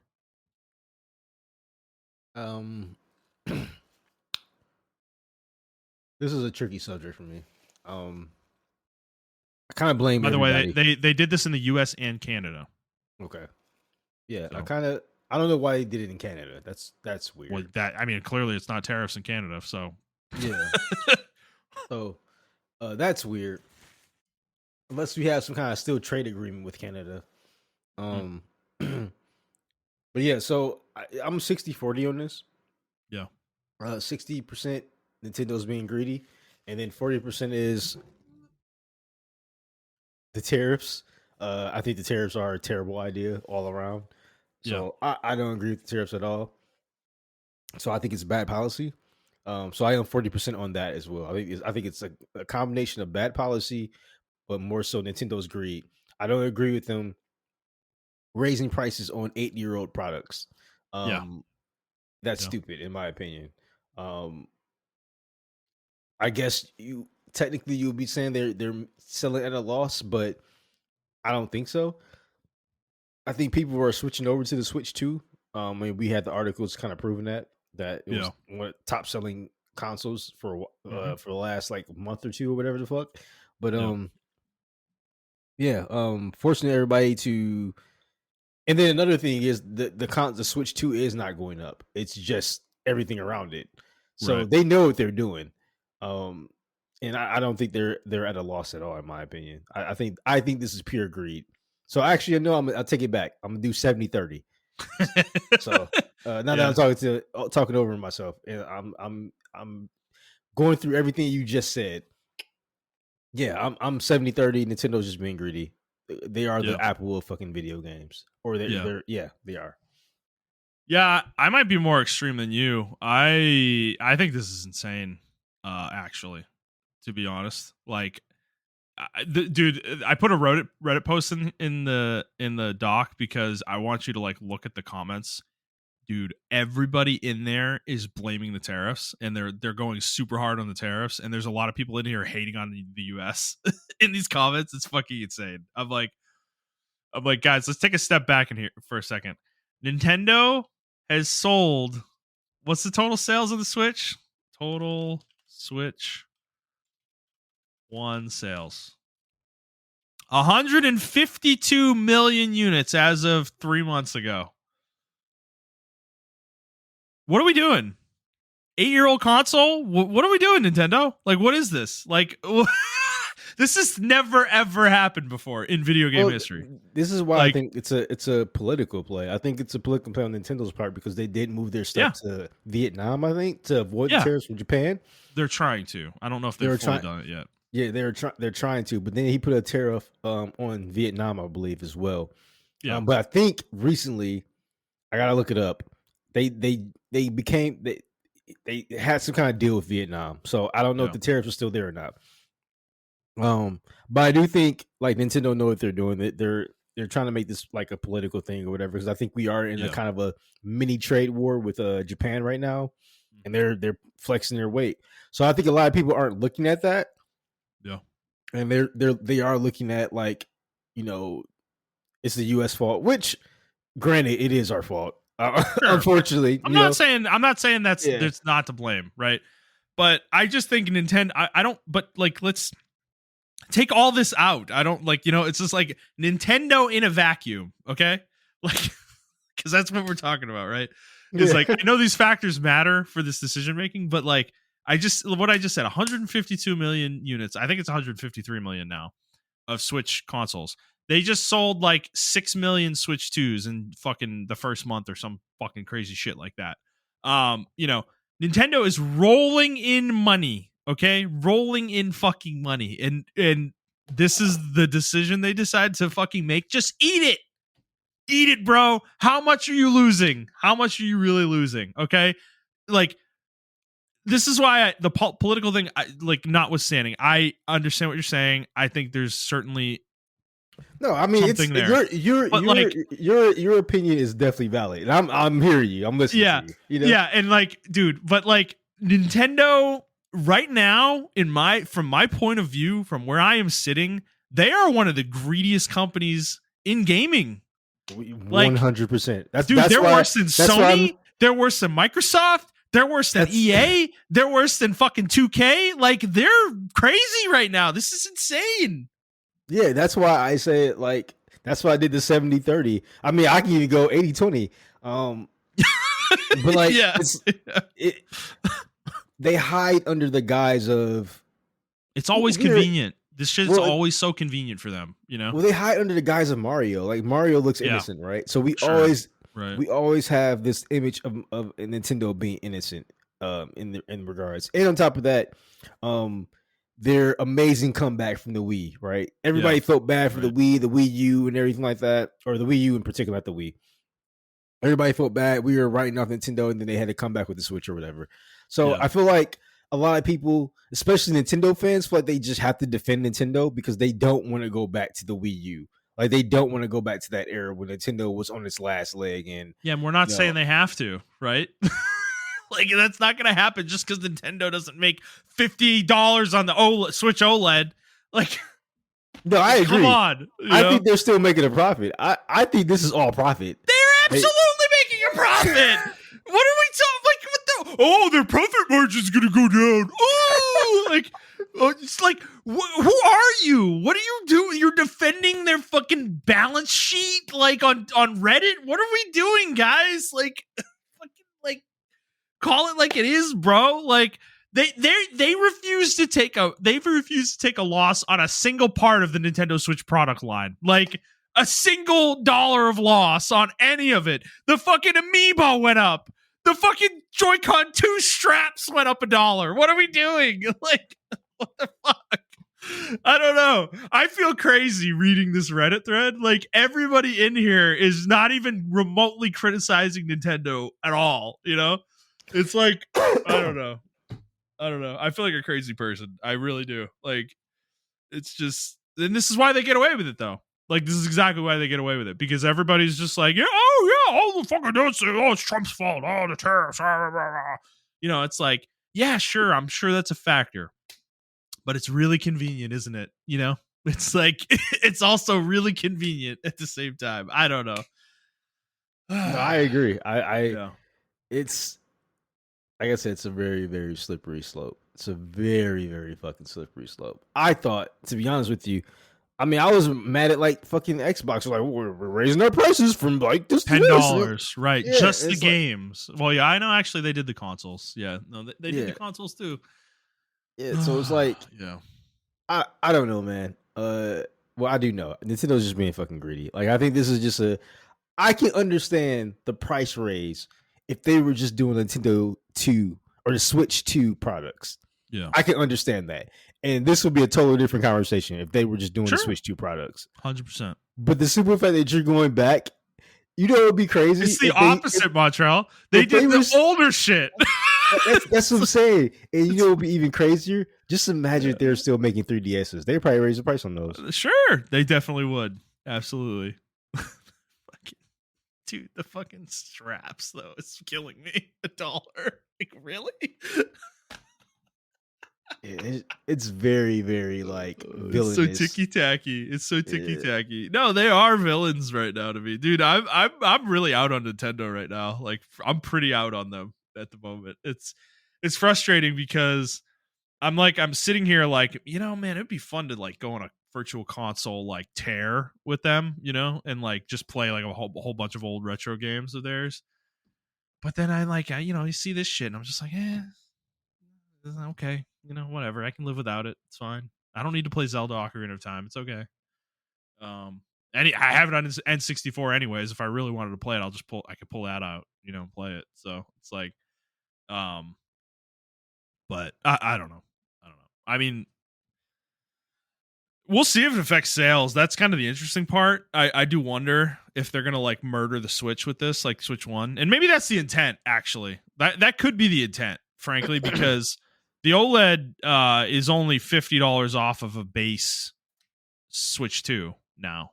You know, which is fucking insane to say, but maybe that's their intent though. They're like, well, if we can push people to buy Switch 2 by doing this, why not? Why don't we? You know. And that could be the underlying strategy, which would make a lot of sense. It's just really slimy though, dude. You know, it's really slimy when you have EA in the news saying, "Nah, we're not increasing prices," and then you got Sony in the news like, "Nah, we're not increasing prices," despite everything going on. That's the thing. Like, if every company was doing this with the tariffs and stuff, that would change the calculus, right? A little bit of the way I feel about this. But this is why I feel like people are missing the forest for the trees. You know, it's like, okay, yeah, the obvious answer is it's the tariffs. But and there's a guy in the Reddit thread who's like, those price increases, man, they're 15%. I wonder what that's in line with, you know, and it's like, yeah, bro, oh, you're so smart. You can do some fucking math. You know what? Nintendo probably did that fucking math too when they were calculating this and trying to fucking get people like you to be on board with this. Like, it's like they are very smart. Nintendo is extremely smart, okay? Like, they're a smart company. I think they know how to play their audience like really well. I think they really do. Like, it's like masterful, honestly, to the point that it's like impressive, you know, because like they just get these drones lining up defending them, man. You know, no matter what they do, it doesn't matter what they do. And I don't know. It's just, but that's the thing. It's just them and Microsoft. They're the only two that have done this kind of shit, really. You know, everybody else is backing off. It's like, and fuck, even Microsoft backed off with the Outer Worlds 2, price increase. So it's like, I don't know. When it's only one group, one company really doing it, it's like, can you really say it's this thing when everybody else is deciding to eat the cost? It's like, I don't know. It's a little questionable to me. So, but what do I know? I don't know. I was just a Nintendo hater, I guess. I mean, it's valid Nintendo hate though, so I wouldn't be too. I don't care. Like they're $1 billion company. Who fucking cares? Sure, they don't care. Like they don't care about what we think. Like that's my point though. That's why all these defenders coming and like defending them. It's like, bro, you're literally doing them a favor. Like I don't understand why people do this. Like you shouldn't be out there like getting all butthurt because somebody's talking crap about Nintendo. It's like, it's so weird. I find it to be so strange, but is what it is. All right, Montrell, let's move on to our final story for the week. New rumor coming out there. So there's been a new BioShock game rumored for a long time. Actually 2 of them. So a new game set in a new setting, and then I believe a remake of BioShock 1 or some kind of remake for BioShock 1. And the new game was announced in 2019, so it's been a long time, over 6 years. And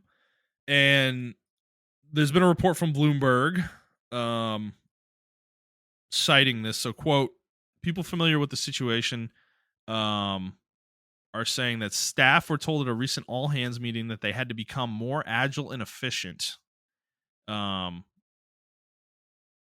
In terms of making the game, there were people reassigned to different projects from this game as well.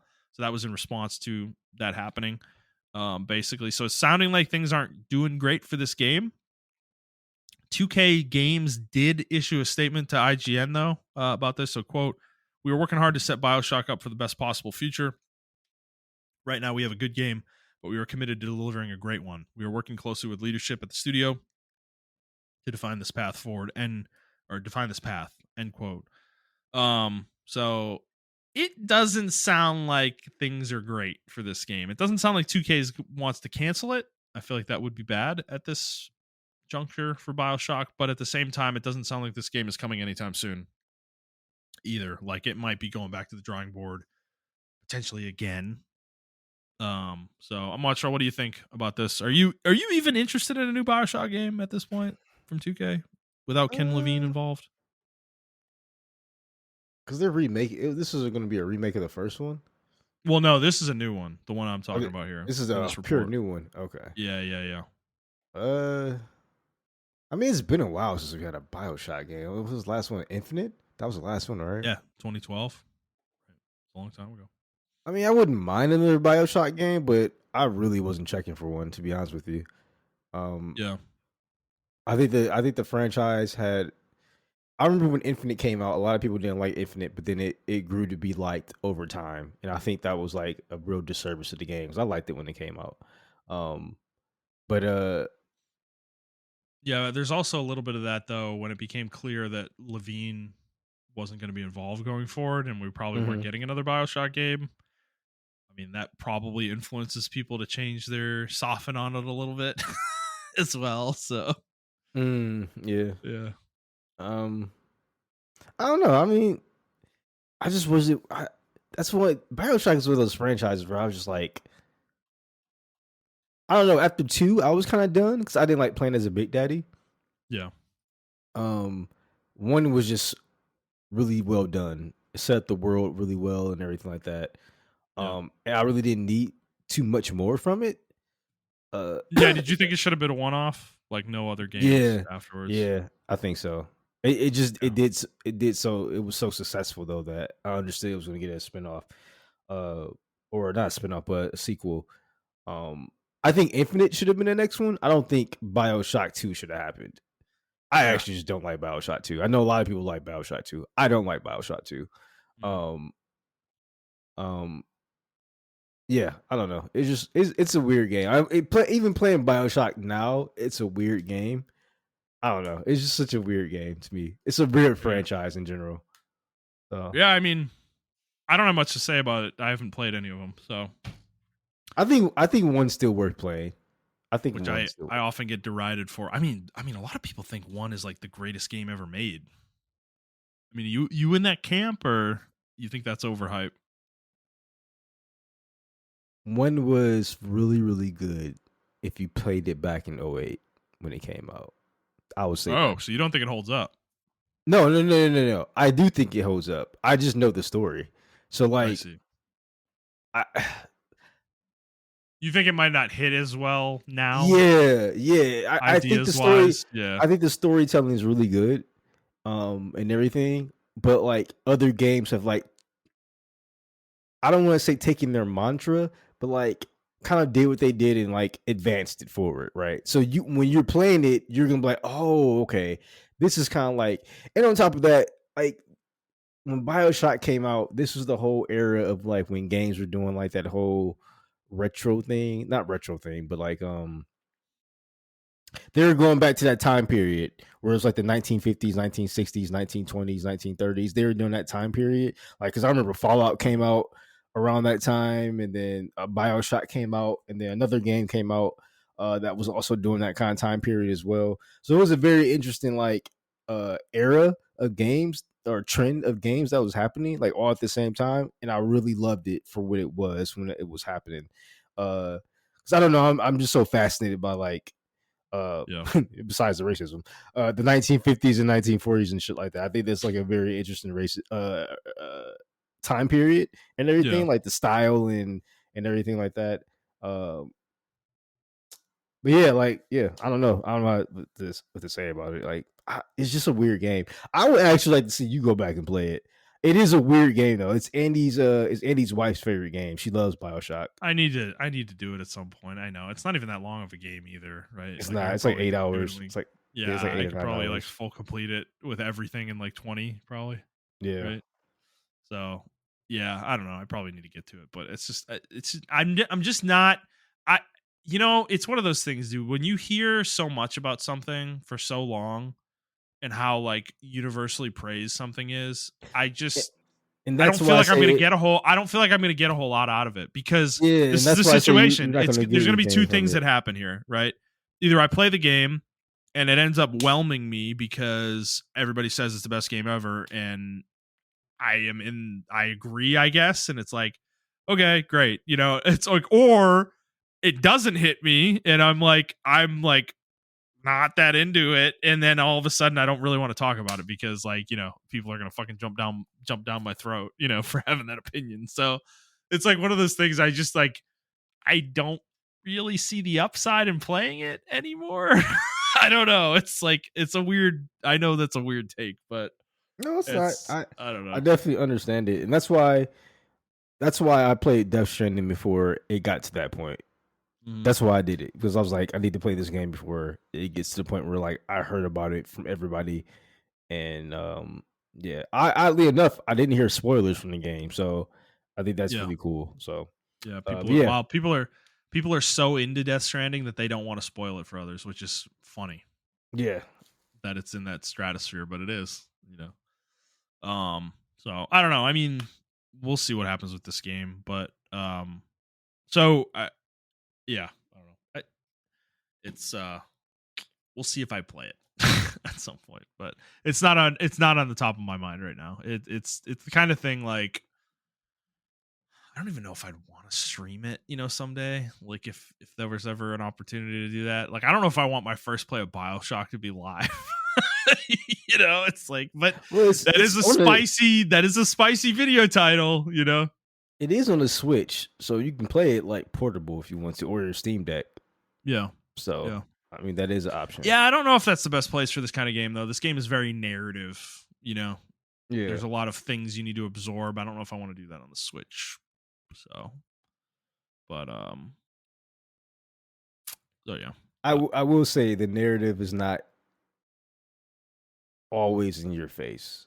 You have to yeah, no, find I certain. understand. I know how the game Okay, is yeah, yeah, delivered. It is not like there's not a lot actually happening in the game. A lot of it's audio diaries that you're like listening Yeah, to and yeah. shit. Yeah, Yep.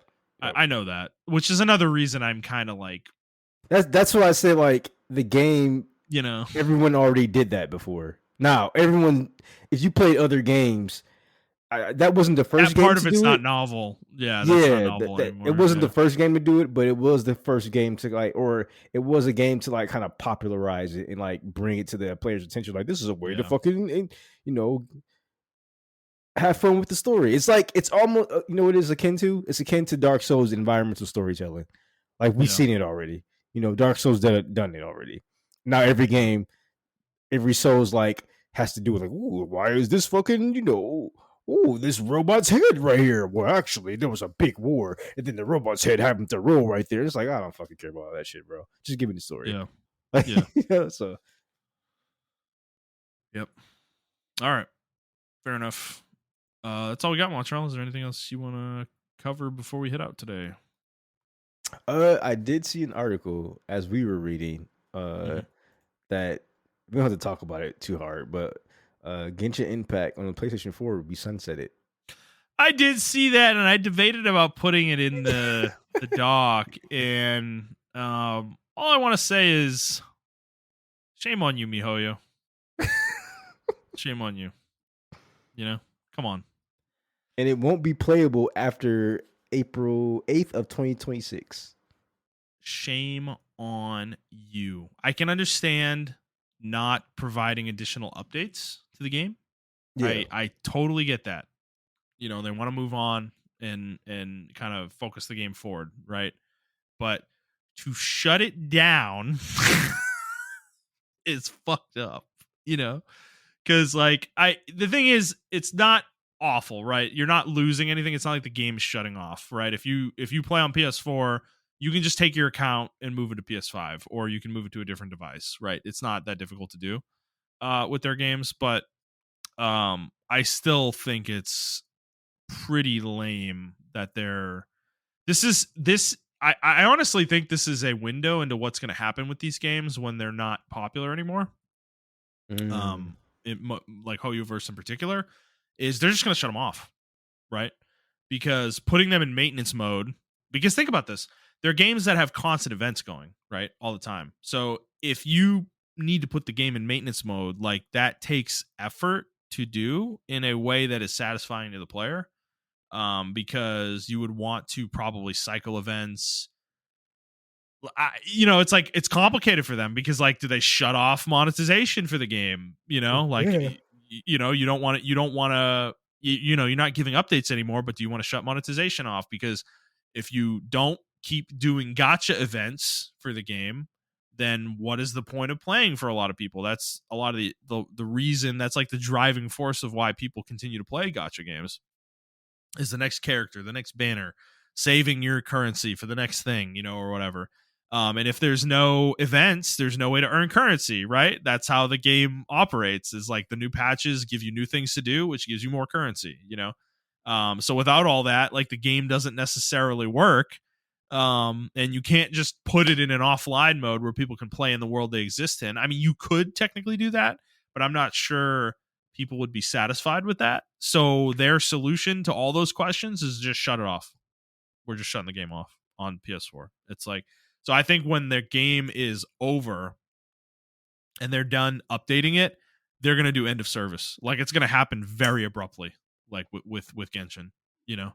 And are we near that day right now? No, I don't think so. Right? I think I didn't Genshin's probably realize got, I didn't realize this but game was out for 5 years. It'll be 5 years in September 28th. right, which it feels like it's been so much longer, dude. Oh my god, I Really? feel like I feel like Genshin's been around for literally my whole life, like at this point. But it's only been 5 fucking years. It's like it's crazy every year. Every year the Genshin anniversary comes around, I'm like, it's only been 4 years. It's only been 3 years. Like what? It feels like it's been a million, but here we are, fifth it year, just and it just I hit the still feel world that by way. storm when it came out, and Yeah, yeah, I don't yeah, know. and yeah. I feel like it's really weird to me though, that they're ending it on the PS4, but still having it supported on like Android and iOS devices. It's like, so you can't That's update where it they make any. their money, bro. What do you mean? They make I mean, so it's much money on mobile. but it says hardware limitations, and I'm like, what? They're full of shit. They're lying. They don't want to deal with it anymore. They're probably making pennies on fucking PS4. They don't even want to think about it. It's not an important player base to them, you know. That's crazy to me. But I mean, I guess understandable Like, from dude, a if corporate perspective. 5% of the overall Genshin Impact player base played on PS4, I'd be surprised. Like, that is not a large. It's definitely not a large subset of their audience anymore.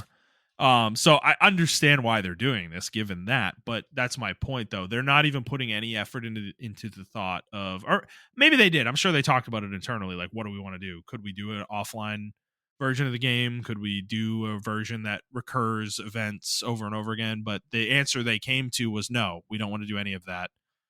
We're just going to shut the game off on this platform. You know. So that's what I mean when Genshin gets to the point where they don't want to develop content for it anymore. And when is that day? 5 years from now? Maybe 10? I mean, that seems insane, but it's certainly plausible, that it could be around in another 10 years. I don't, what does Genshin Impact even look like in another 10 years? I don't even want to know, dude. Like, honestly, it's like horrifies me to think about. Because they're getting to the final region this year. They're like releasing the final region. I think that was the 7th region that they teased when the game was initially launched or whatever. So we're getting to like end game with the story, at least with this initial arc of the story that's been going on since the beginning. Which, dear God, like I don't know how they've dragged it out this long, but they have. Um, so that's the thing. Like, where do they go from here? That's kind of the interesting thing about Genshin for me right now is like, once this is over, this arc is over, like, what does the game become at that point? Because, like, Genshin Impact 2, we go to another world, baby. that's, yeah, exactly right. Is that maybe that's the answer. And then it's just, they just keep pumping out landscapes, every year, and it's like, that's the way it works. But I could totally see that. And that's probably what they're going to do. You're probably right. But like, what does that look like though? That new world? Is it like vastly different from the existing one, or is it relatively similar? And, like, what do they decide to do? I think that's where Genshin is still interesting to me right now. But yeah, long term, I don't know, dude. Like, I really could see a day like when, fuck it, 10 years from now, we'll say in Genshin's like Hoyo versus like least popular game, and they're kind of done with it and they want to move on to something else, and they don't want to keep pumping money into this. They're not making as much anymore, and they're like, yeah, we want to wind the game down, and they just end service very abruptly, within a few months, of an announcement or something like that. Like, I don't know, I could absolutely see that, and it's like, what this is the issue with live service games, and this is the whole point about that stop killing games thing, right? Is like, and this is why Pirate Software's viewpoint is naive, or not even naive, just like blockheaded is what I'll say, I guess. Is that I understand where he's coming from, but he is completely not thinking about the other side of the argument here. When I've played Genshin Impact for 15 years and I'm a fucking whale, and I've invested literally millions of dollars into this fucking game, on my account, and Hoyoverse decides to shut this game down, where does all that shit go? It just disappears. Is that cool? Is that fair to the person who spent that much money? Yes. I think we'll all agree that person is completely insane, unhealthy, has a bad, like, a negative relationship with the game. But that doesn't matter. They still spent the money and they still own that shit, I mean, I guess technically they don't own it, but like, they still, that account is theirs, and it's like, should it just go into the ether and not exist anymore? Is that cool? Like, I that these are questions that need to be asked, dude, as we get deeper into this era of live service games. When Fortnite goes down, what happens to all the fucking accounts and everything, and cosmetics and everything you've bought over the years? Like, nobody's thinking about these questions, and that's why this movement is important in my head, in my opinion, because it's at least going to potentially bring those questions up. you know um I don't know why anybody would really be against the conversation being had, because these are real issues in games. This idea of digital ownership is just like it's just something that nobody ever broaches, and it needs to be broached, you know? Like we need to have legal definitions for these things. We don't even have that, you know? It's like like when you buy something online, we don't have a legal definition for what that means, you know? Like what that purchase means. Like we don't. It doesn't exist in the US. It doesn't really exist anywhere, you know?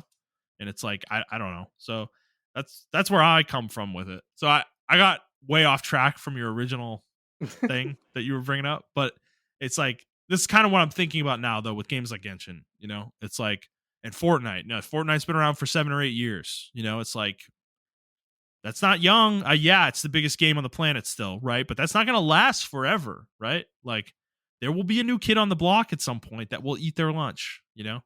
And eventually interest will wane, and eventually Epic will move on to something else, you know? And it's like, yeah, is that day 20 years from now? Maybe. But dude, 20 years is an insanely long time. Think about that. The idea that a game could run for 30 years is crazy. Like even the longest live service games that exist right now, like League of Legends, it's 16 years, you know? Like and that's insanely long for League. And we talk about how League, like, you know, there's issues because of how old it is. You know, it's like that's true for all these games. It's like I don't know, man. It's like these are real issues. So I don't know. I've been ranting. Like, what do you think? Am I crazy off base? No, I think you're on point with it. I'm sorry. I think you're on point with it. Mm-hmm. Genshin is going to be very interesting to see how. I'm actually interested to see how all these live service games, like these super big live service games, like Go out. how they go out. When we eventually do get the plug to pull them or whatever the case may be. Right.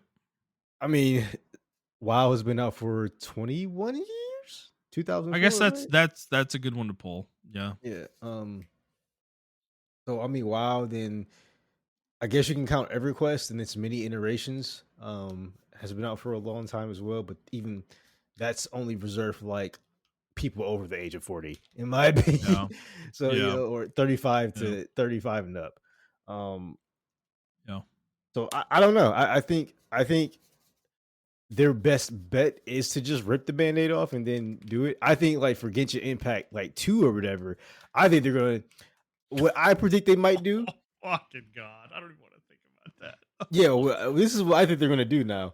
Because every game is using like their format, right? Even their new games in Zone Zelda Zone Zero. They've yeah, copied themselves. They've copied themselves like 4 times now, or 3 times. Yeah. I think what they're actually going to try to do now is they're actually going to make it a action game, and Genshin Impact 2 is going to have like more mechanics and stuff like that, and it's going to be wildly unpopular because it has more mechanics and stuff like that. Yeah, and people are not going to like it. They're like, I just want to, I don't know the Genshin Impact community, but I do know when me and my friend posted like our Zenless Zone combos, the community was like, oh, I didn't know you can do this with this game. Oh my God. And then it swung, the pendulum swung the entire other way. This is actually not optimal to beat the enemy. I'm like, oh my God. Well, Montrell, this is the. Okay. I was like, when I saw that, bro, I was like, this, I need you to. I can't be with this community. I was like, I can't. I want to protect you. Okay. Stay away from the gacha games. Okay. You do not want to be in this degenerate space. The people that are here are gooners, whales with insane amounts of money, and the most nerdy numbers people you will ever. So like, where do you fall in? Because you're like a normal person. So where do you fall in? So like, are you like part-time gooner or?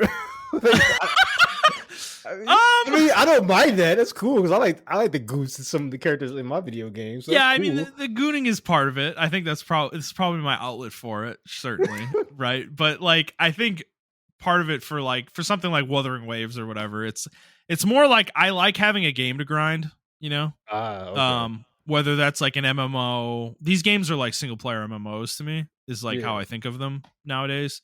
And that's why they're satisfying to me, is like there's a constant progression loop. You're constantly like getting stronger, improving your account, things like that, you know? So it's like there's a satisfaction from that I get. I just I like having a game to grind, you know? That's why like I fall into the MMO thing every once in a while. You know, it's like I go back to WoW or I play like Final Fantasy 14 or something. I need a game to grind, you know, and that's where that comes from for me. So that's where these games have appeal, is like MiHoYo or HoYoverse, whatever, created a system with these games where the grind is infinite, you know, basically. So it's like, if you like the gameplay, these games are super addictive, because for people like me, because like the grind doesn't really end ever. Like it's not conceivable for the grind to end, basically.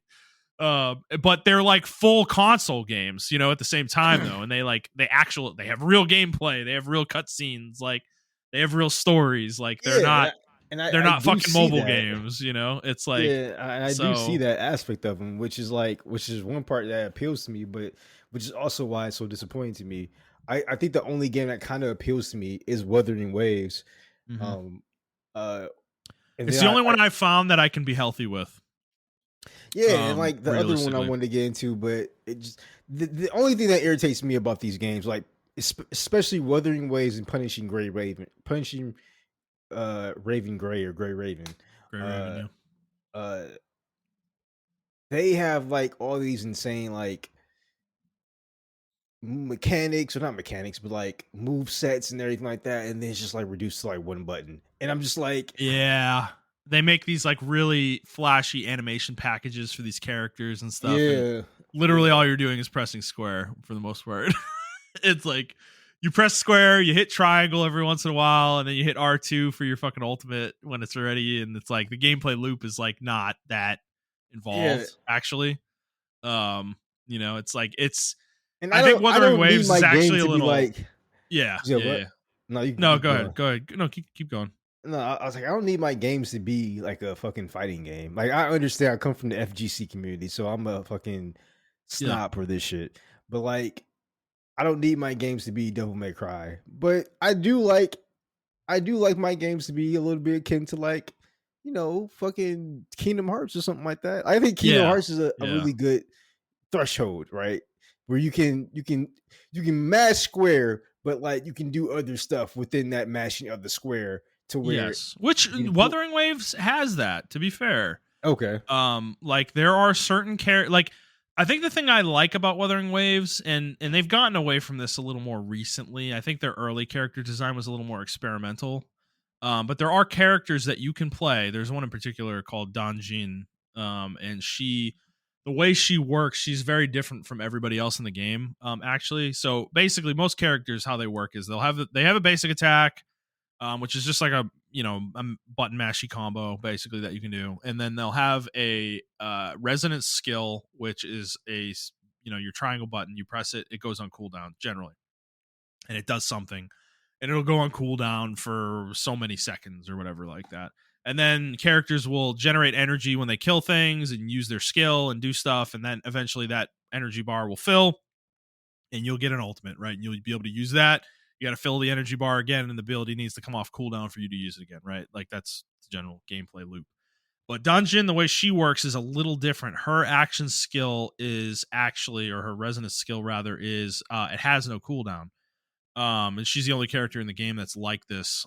Really is basically it's a secondary combo button for her, so she Mm, can interweave square and triangle to do different combos, like the different combinations of the buttons, do different combos, like something like Devil May Cry or a fighting game or something like that. So her gameplay loop is actually much more, and I haven't really built her and played her that much, so I don't have too much experience with this, but she's a much more skill based character than most characters in the game. So your effectiveness with her is going to be highly reliant on how well you execute playing her. Whereas a lot of characters, you literally just mash square, hit triangle, hit R2 off cooldown, and you've maximized the character. It's like there's not a lot of thought into the gameplay really necessarily. So that's where like a character, like I think you would enjoy Dungeon a lot actually. Yeah, I'm Like there are looking at the people character, that, right? And I'm looking at the combos, right? And I'm yeah, like, okay, yeah. cool. And then the first short I see, the most optimal dungeon combo. And I'm like, oh my fucking Yeah, god. bro. No. So yeah, I was gonna get there. So like this is the problem with these games, all of them. Like Genshin started this.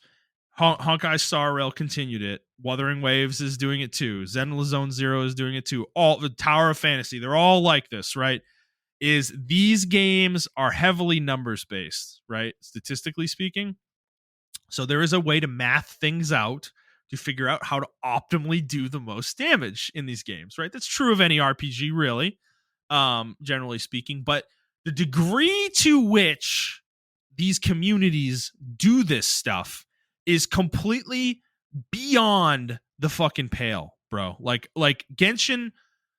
Oh my god. Oh, Genshin's the worst, dude. Because sorry, I gotta go back and I have to like set the stage with Genshin. So Genshin is like you know the basic combat system, right? It's the same as Yeah. what I just described with Wuthering Waves, pretty much.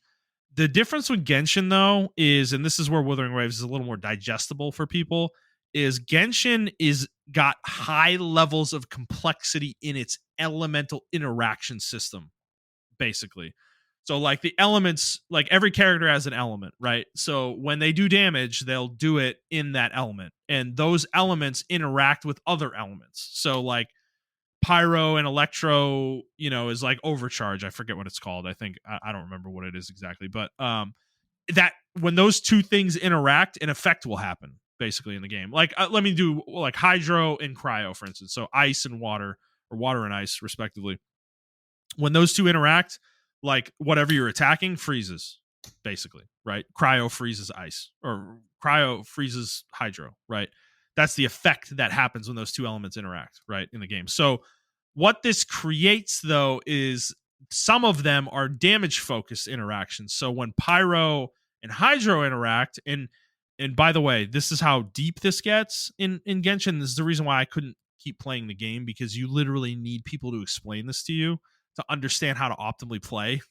When you're doing like higher level content in the game, is when hydro is applied and you apply uh pyro, which is fire, that creates a interaction that doubles the damage that is done by that interaction, basically. And it's a really high way of generating DPS, basically.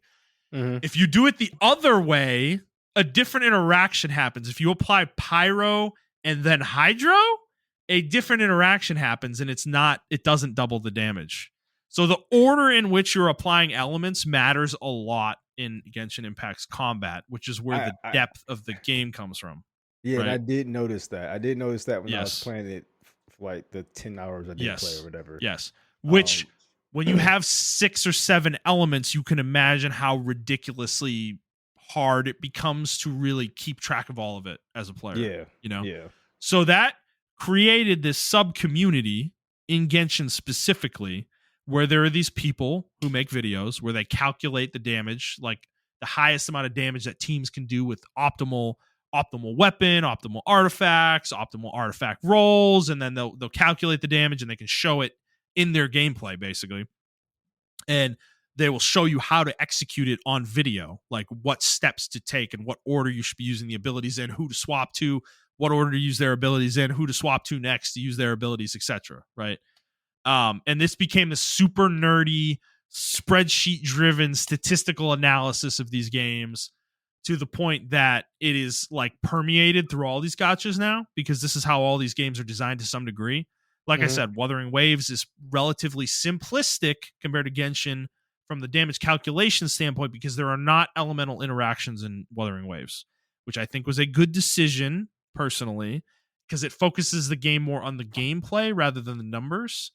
um Genshin is so heavily focused on the numbers and stuff like that, that it makes the game, for somebody like me who's like gets very deep into this shit, it makes the game almost like my head spins when I'm playing the game, basically, because I'm like trying to figure out how to optimally do this fucking thing and this fucking thing, and it's like, dude, I applied the fucking element in the wrong order in this specific character, and it fucked up the whole rotation, and it fucking pisses you off. Um It's like, so I think Wuthering Waves made the right choice, but that's the thing. These sub communities form for all of these games because of the way Genshin is. And I don't think it's really necessary in a game like Wuthering Waves. It's not that complicated, you know. Basically, you put better weapons on your characters, you get better artifacts, you make their stats higher, they do more damage, you know. And the way the characters interact is really not that complicated. Ultimately in the game, basically, there's main DPS characters, and then there's like sub DPS, and those sub DPS will give buffs to the main DPS, and that's basically the interaction. You know, it's not that complex. The complexity will come in like the gameplay, you actually playing the game and like, you know, maneuvering around and using the abilities the right way and stuff. It's more skill, like there's more focus on the skill based nature of it, at least for me in that regard.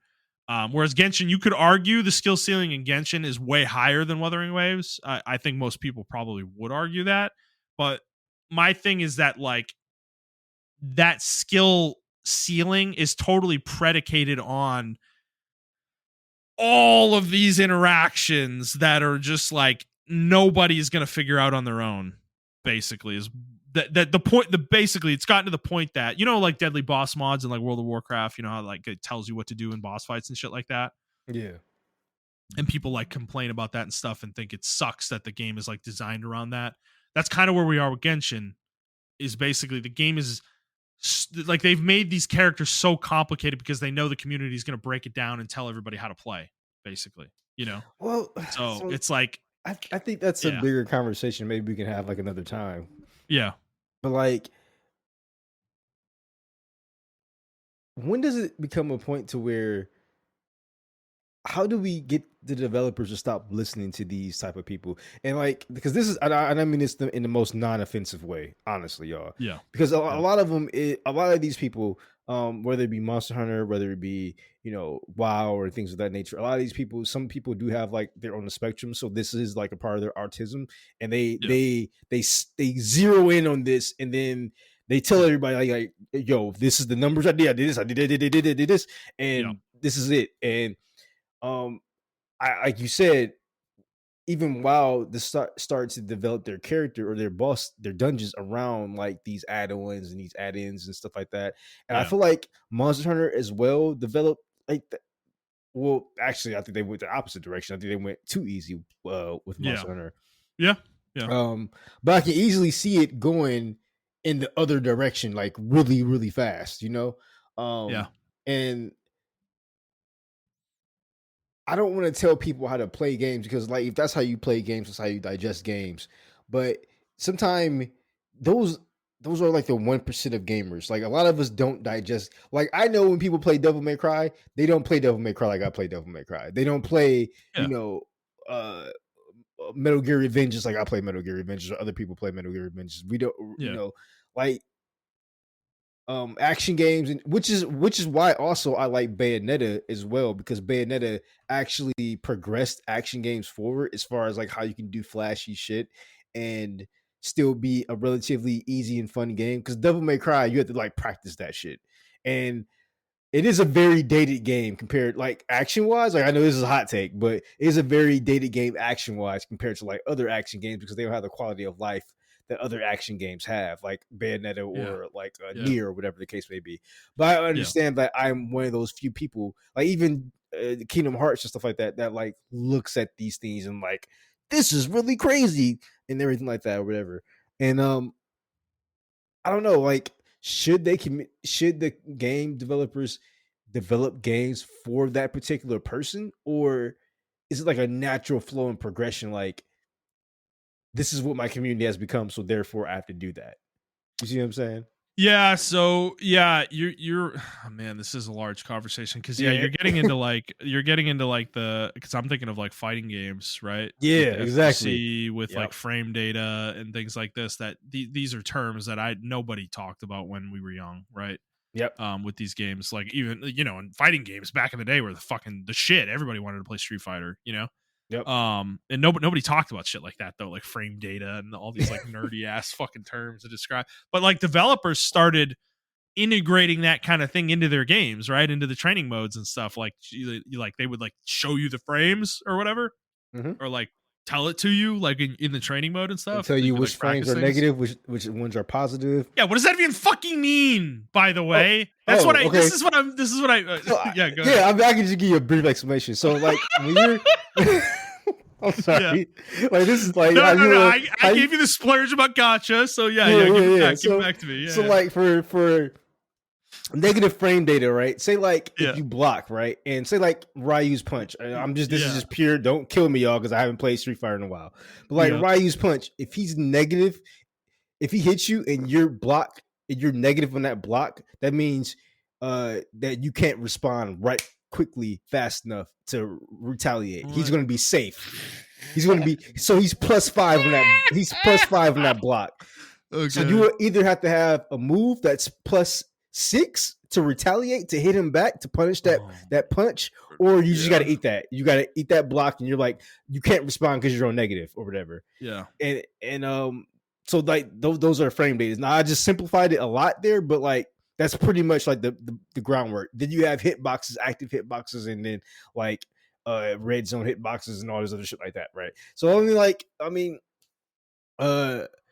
when we talk about Dark Souls and stuff like that, right? Like those games, iframes and super armor and all this other shit like that, those are fighting game terms. Like we came up with that because like Definitely. there would be characters like Zangief or whoever the case may be, like who would just run through you. He'll take damage, but he has super armor. And super armor is I'm not going to flinch from this. I'm going to keep coming at you even though I'm taking damage from it. So it's a very like it's a risk reward type thing. Like I'm taking damage, but I can get to you and I can grab you and I can do this move towards you or whatever the case may be. So like, and then iframes, obviously you're invincible during those frames. You have something called OTGs, which are off the ground. OTWs, which is off the wall, and everything of those natures, which are moves that if you do a combo, if you do a hit or a certain move will bounce you off the ground, which means you can continue that combo once you get bounced off the ground. You're in an active state or whatever the case may be.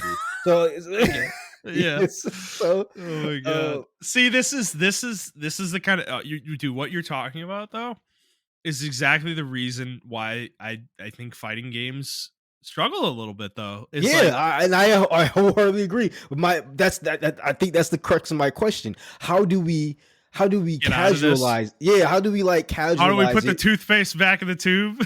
Yeah, because you remember, right? We went through this phase, and I know it's been 2 hours, so I apologize.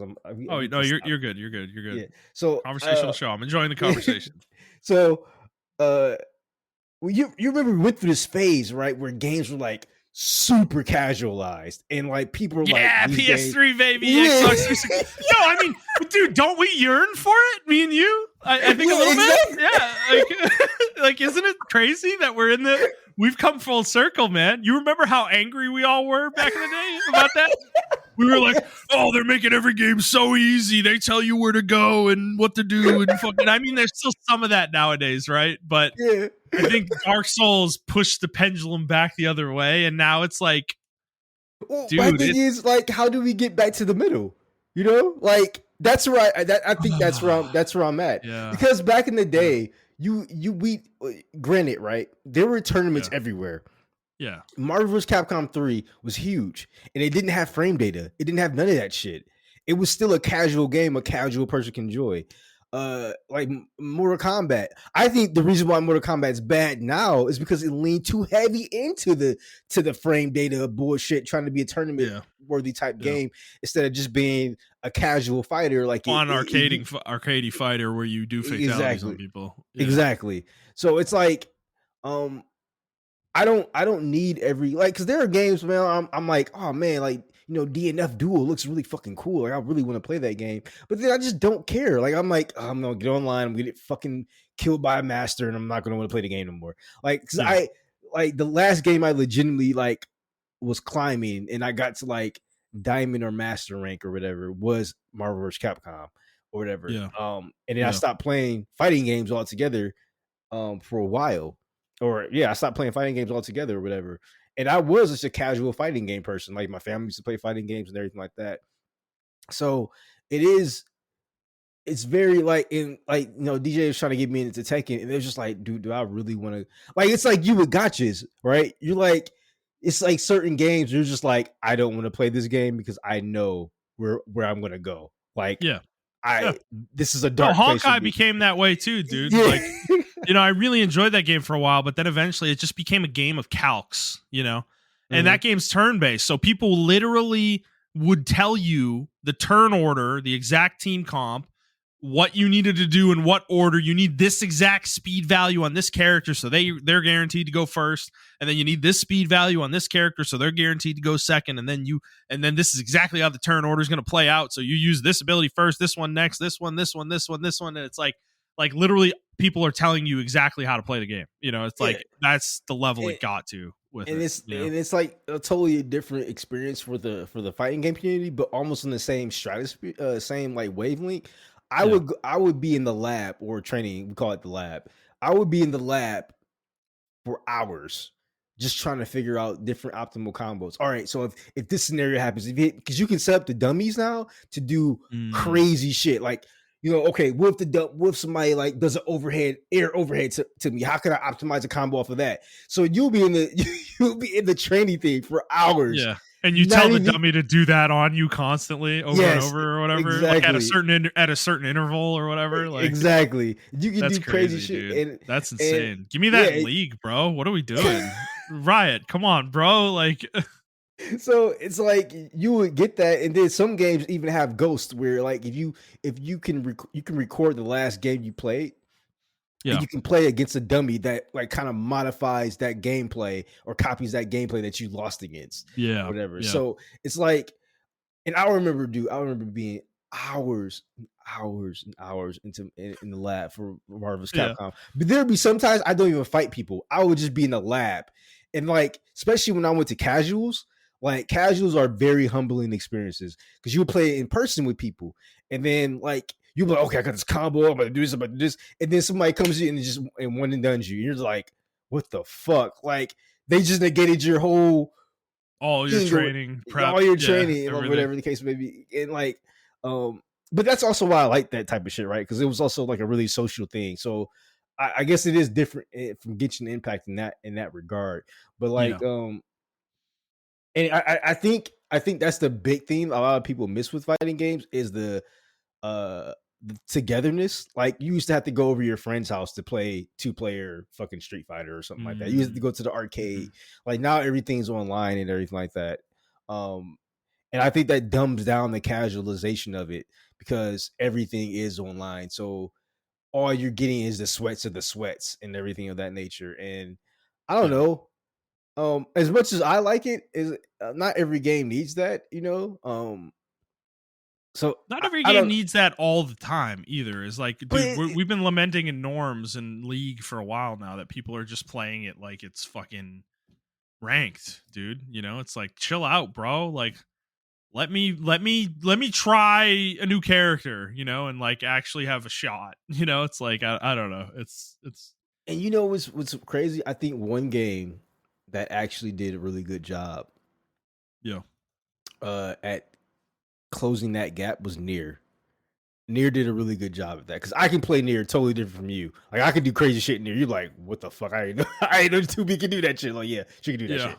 Like Yeah. and then I watch you play Near, and I'm like, I didn't know you could find that. I didn't know that was the optimal way to do that combo or whatever. It's like, yeah, Yeah. I put these Yeah. chips together, this chipset, and I did this. And I talked to this NPC or whatever. It's like, I think that was a really good way to do that type of game.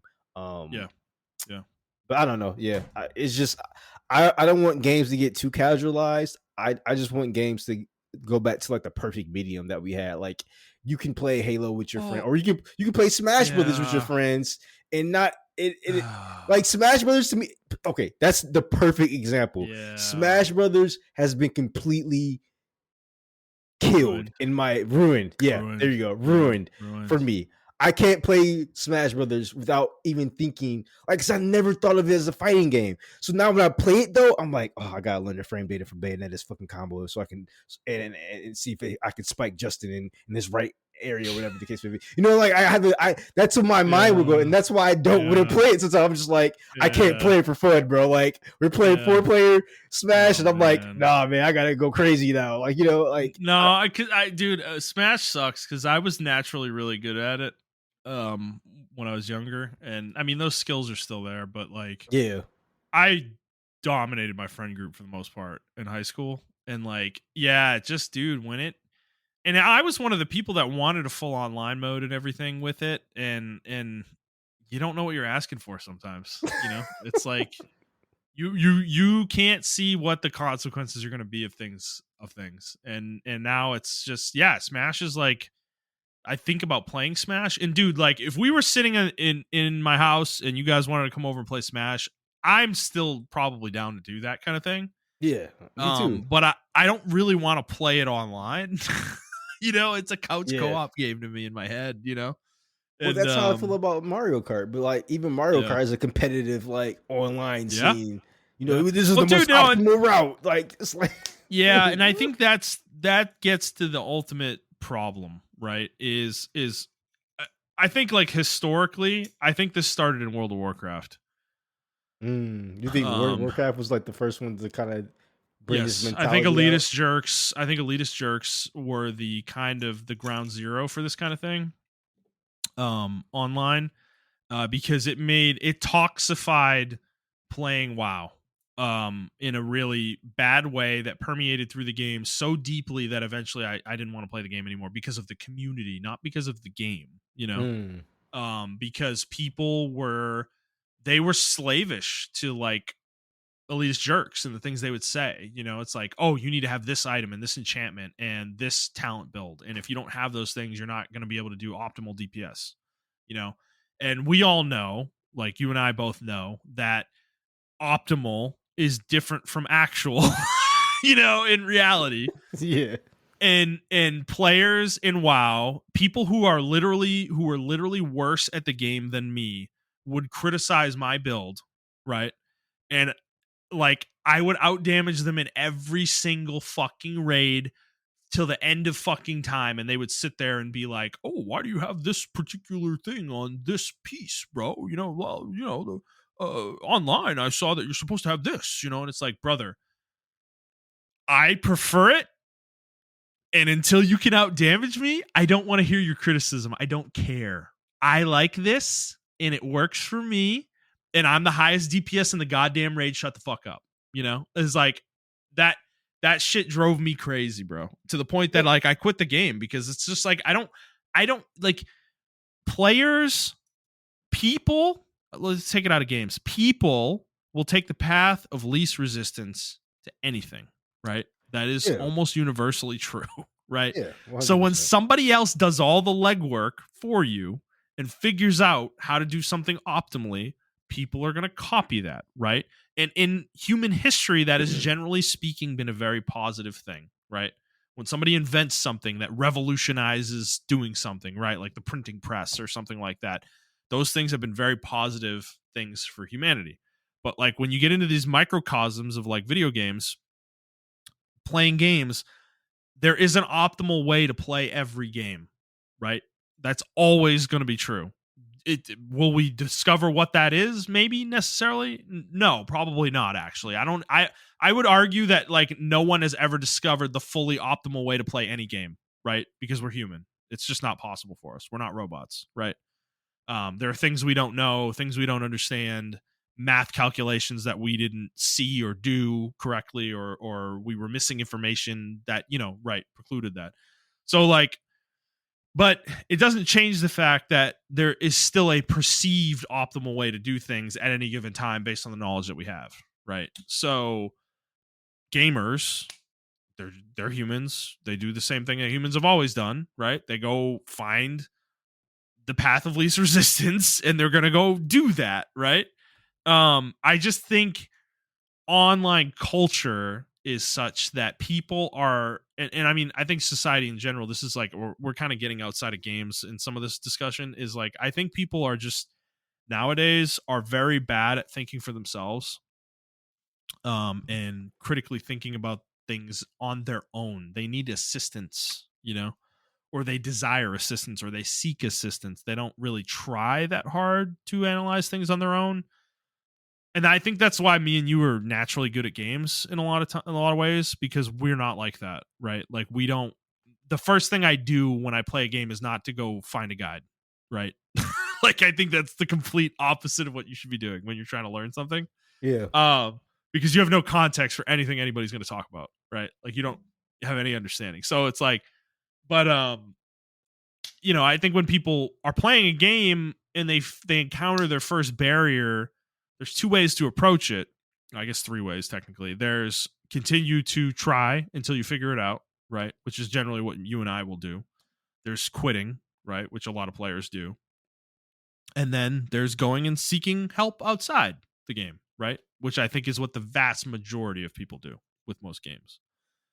So it's just created this community where, like, I don't think gamers, and then the game, and then this becomes this like self-fulfilling cycle, right? So like the gamers don't want to figure things out on their own, or they quit because something was too hard. So then the developers see that data, right? And then they go see all this data about this shit, and then they're like, well, okay, with the next game we need to give a little bit more help in the game, or we need to make things easier so that people don't hit those roadblocks, because we want them to play our game fully, to maximize game time, or encourage them to play more so they'll pay money for microtransactions eventually because they've played so much, and shit like that.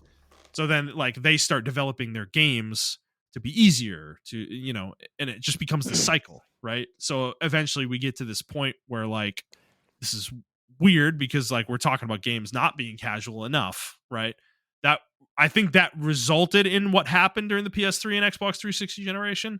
And then games like Dark Souls came out and, like, kind of turned all that on its head, right? That gamers actually do want to be challenged, Oh Yeah. shit, gamers do, but, like, that was 15 plus years ago, So, like, over the last decade and a half, that idea has now degraded into this, like, hyper analyzed situation where we find ourselves in now, where every game is analyzed to, like, the fucking nth degree, it's and what's the answer? Like, what's the solution? I mean, honestly, this is gonna sound weird, but, like, I actually think streamers would be the best way to change this, realistically, because I think a lot of people are following their behavior, generally, with the Mhm. way they play games and the way they consume stuff, and to be fair, like, I don't want to paint with a broad brush, right? I think there actually are plenty of streamers who play games in a very organic way and they don't encourage this kind of behavior, but there's just as many on the other side that don't do that, right? Who do encourage this kind of behavior. So I don't know. It's a tough thing because I think it's like a societal wave. It's one of those things. It's like maybe we just have to ride it out, and the wave will come is coming down maybe, and eventually we're gonna have a different wave come up soon. That's like, I think that's a distinct possibility. Is that because I do see a lot of sentiment online, especially with gotchas. Now there is a bit of a blowback with a lot of the analysis, the meta discussions, the, like, oh, this character's better than this character. Why are you using that character on this team? And it's like, bro, who? Like, it's a single player game. Get out of this person's gameplay. Like, leave them alone. Like, if they weren't asking for your advice, don't give it. That kind of thing. There is a lot more of that kind of blowback happening in these communities, but there's just still such a prevalent, like, a huge prevalence of just, like, meta discussions and what's the most powerful thing, and people saying this is the exact team you need to have with these artifacts and these roles, and all that shit. And it's like, Yeah. it just takes the fun out of the game at a certain point, which is why I end up taking breaks from these games, because I can only handle it for so long before I'm just like, ugh, like, I can't do this anymore. Like, I can't hear another person talk about how Lupa, the newest support fucking character, isn't as good as Sanhua from the beginning of the game when the game came out. It's just like, bro, like, oh my god, like, you don't even own the character. You're literally just talking about something that you saw on a fucking video, dude. It's like it's just, it's annoying. Like, it gets frustrating. So Yeah, and I don't that's know. I think that's, like, ultimately what I'm getting at, because I mean the whole casualization and, like, the middle ground or whatever, like, even with, like, League of Legends and stuff like that, if I want to do a build, if I try out in norms and I work out in norms and I want to try out in rank or whatever, like people are like, Mhm. well, that's not the most optimal build. According to the Yeah, op.gg, totally. Yeah, this you supposed to do this at 53%. It's like, bro, 100%, dude. like Yeah, maybe I figured out a way to play around this in my play style, with this particular character, right. So it's like, I don't know. It's a good discussion. I just don't know what the solution is to the discussions. Like I don't know what we can do Well, about it. I think the most direct way would be developers changing the way they design games. Because to your point about League just now, like Riot has exacerbated this problem by the way they design items, the way they balance items, the fact that they allow these sites like op.gg and u.gg to hook into their API. Dude, if they took all that shit away, the game would totally change, right? I was thinking about Hmm. that today. If they disabled access to those sites to their API Oh my and god, didn't allow that data to be out there, the world League would be would be turned upside down. absolutely, and we need it. I think we need it, bro. I think we kind of need it. I'm all for it. I know Riot probably would never do it, but it's like, dude, it would force players to think for themselves, because the data wouldn't be there. Like I was listening to some League streamer talk about this. It's like, bro, to know what the best shit in League is nowadays, you don't even need to play the game. You just go on one of these sites and sort by win percentage, It's like, And that's what I'm saying. Like, you know?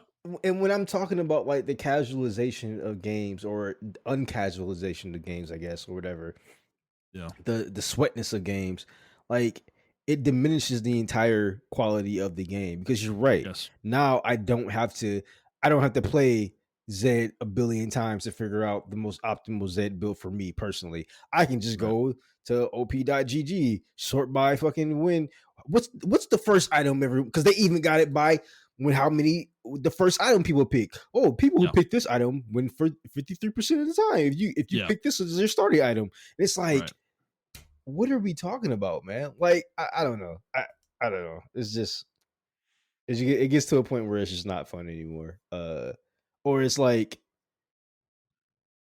you know what? It's not to a point where it's not fun anymore. It gets to a point where if you think about it too hard and you think about the next generation of gamers, this is Mhm. all they know.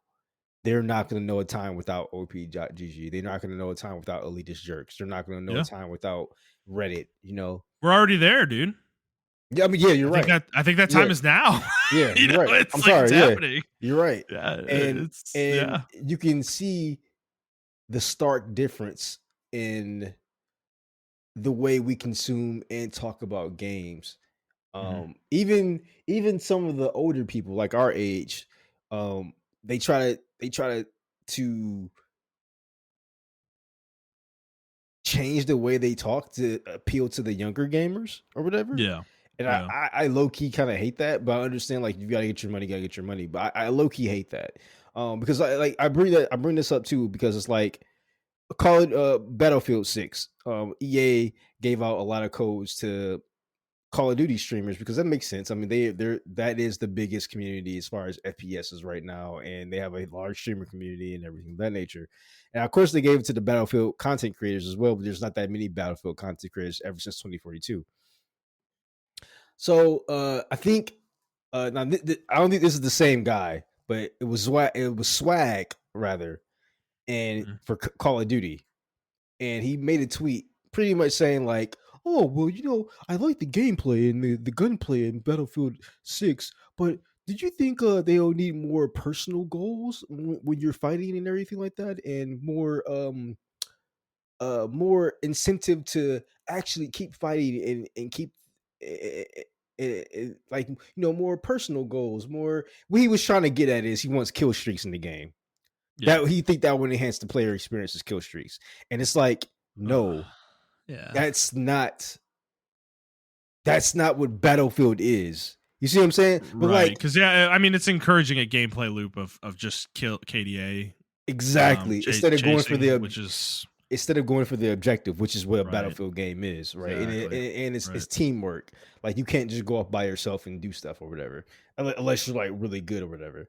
But it would encourage that, and I was watching a YouTube video and the guy mentioned that, and I was like, yeah, I did see a huge shift in the way people play FPSs or whatever.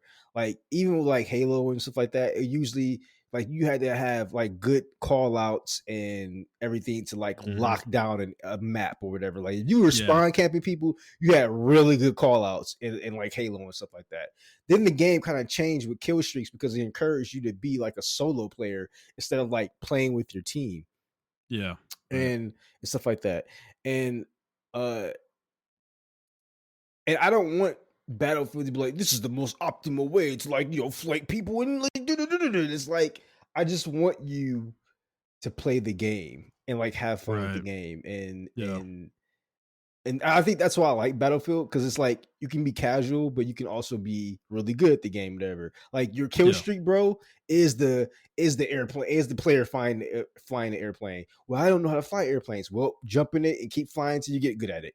Like that was what the game is. So I don't know. I don't know where I was going with that, but it's just like it just I don't know why it reminded me of that because it's like, dude, like not everything needs to be super sweaty. And like even the running, right? In Battlefield, people are like, oh, like you can dive and you can slide and stuff like that, but it's not really like optimal like it is in fucking Call of Duty with the army direction sliding and everything. I'm like, not every game needs to be that, bro. Not every game needs to have the sliding and diving and shit like that. That's in Call of Duty. Like Right. I, Yeah. I don't want that. That's like me going to like Ready or Not or Escape from Tarkov as a fucking Apex player and be like, "Ugh, I can't move around. I can't sprint in this game. What are you Yeah. talking about?" It's like, I know that is it's fucking that's actually crazy. It is crazy yeah. that they're So, doing that. Yeah.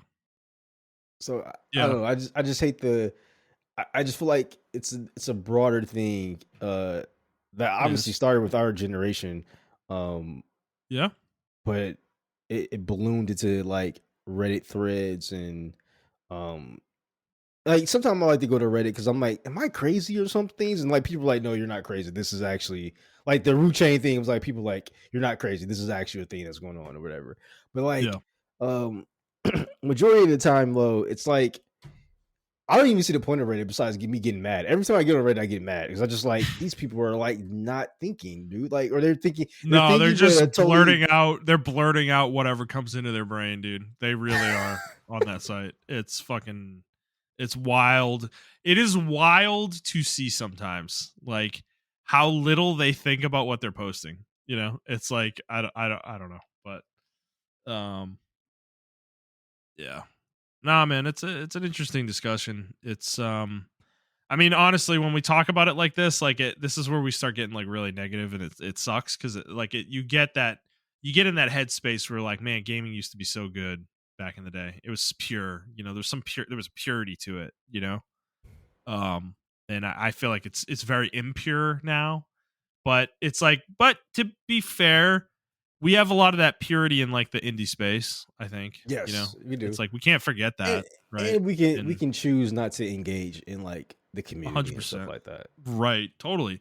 No, and yeah, and I think when we play like League or something like that, right? It is a choice of ours to go be in the League Reddit, to go on op.gg. We don't have to play the game that way. Yeah. I know we feel like we do, but we don't really have to play the game that way. I know people on your team are going to say you're griefing or whatever, but there's mechanisms to mute people. It's like, so even we're taking the path of least resistance in a lot of ways. Like I don't really explore my item builds very much in League because I mean I don't feel like it's necessary. Generally, like the game doesn't really encourage it a lot, but it's like I could experiment with, like I don't even do things like on Jin, right? Like I don't buy Ghost Blade on Jin anymore. I used to, but I don't really do it because I don't feel like it's effective right now. It's like um, but I could try it. I haven't tried it in a long time. It's like I could try it again. But um, so I don't know. So it's an interesting conversation. It is. I do ultimately land with like I think we're totally in agreement with this. Is like I think we need some middle ground. I don't like this extreme of everything being overly analyzed with games. And from a statistical standpoint of like there's an optimal way to do everything in every game. It's like It's like, bro, like I don't need you to tell me the optimal way to like mine things in Minecraft. Okay, like let's calm down. You know, it's like let's calm down. Yeah, I'm it's sure it always a exists YouTube though. video. Yeah, I mean You you're know, right. It's always a like YouTube video how to farm 3,000 fucking gold in 2 minutes in this optimal spot. It's like, yeah, yeah, I guess, man, cool.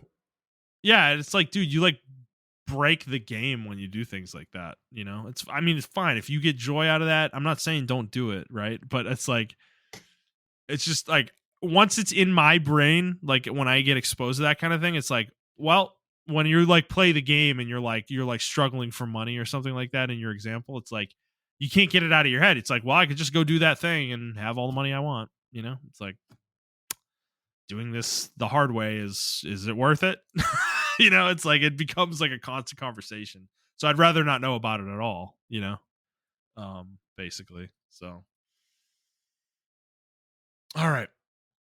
Anything else you want to say on that? Well, dope. That's it. All right. Well, I think we talked about that for like an hour. Yeah, I didn't mean to go that Little far. did you know, Genshin Impact closing was the most interesting thing that happened this week, guys.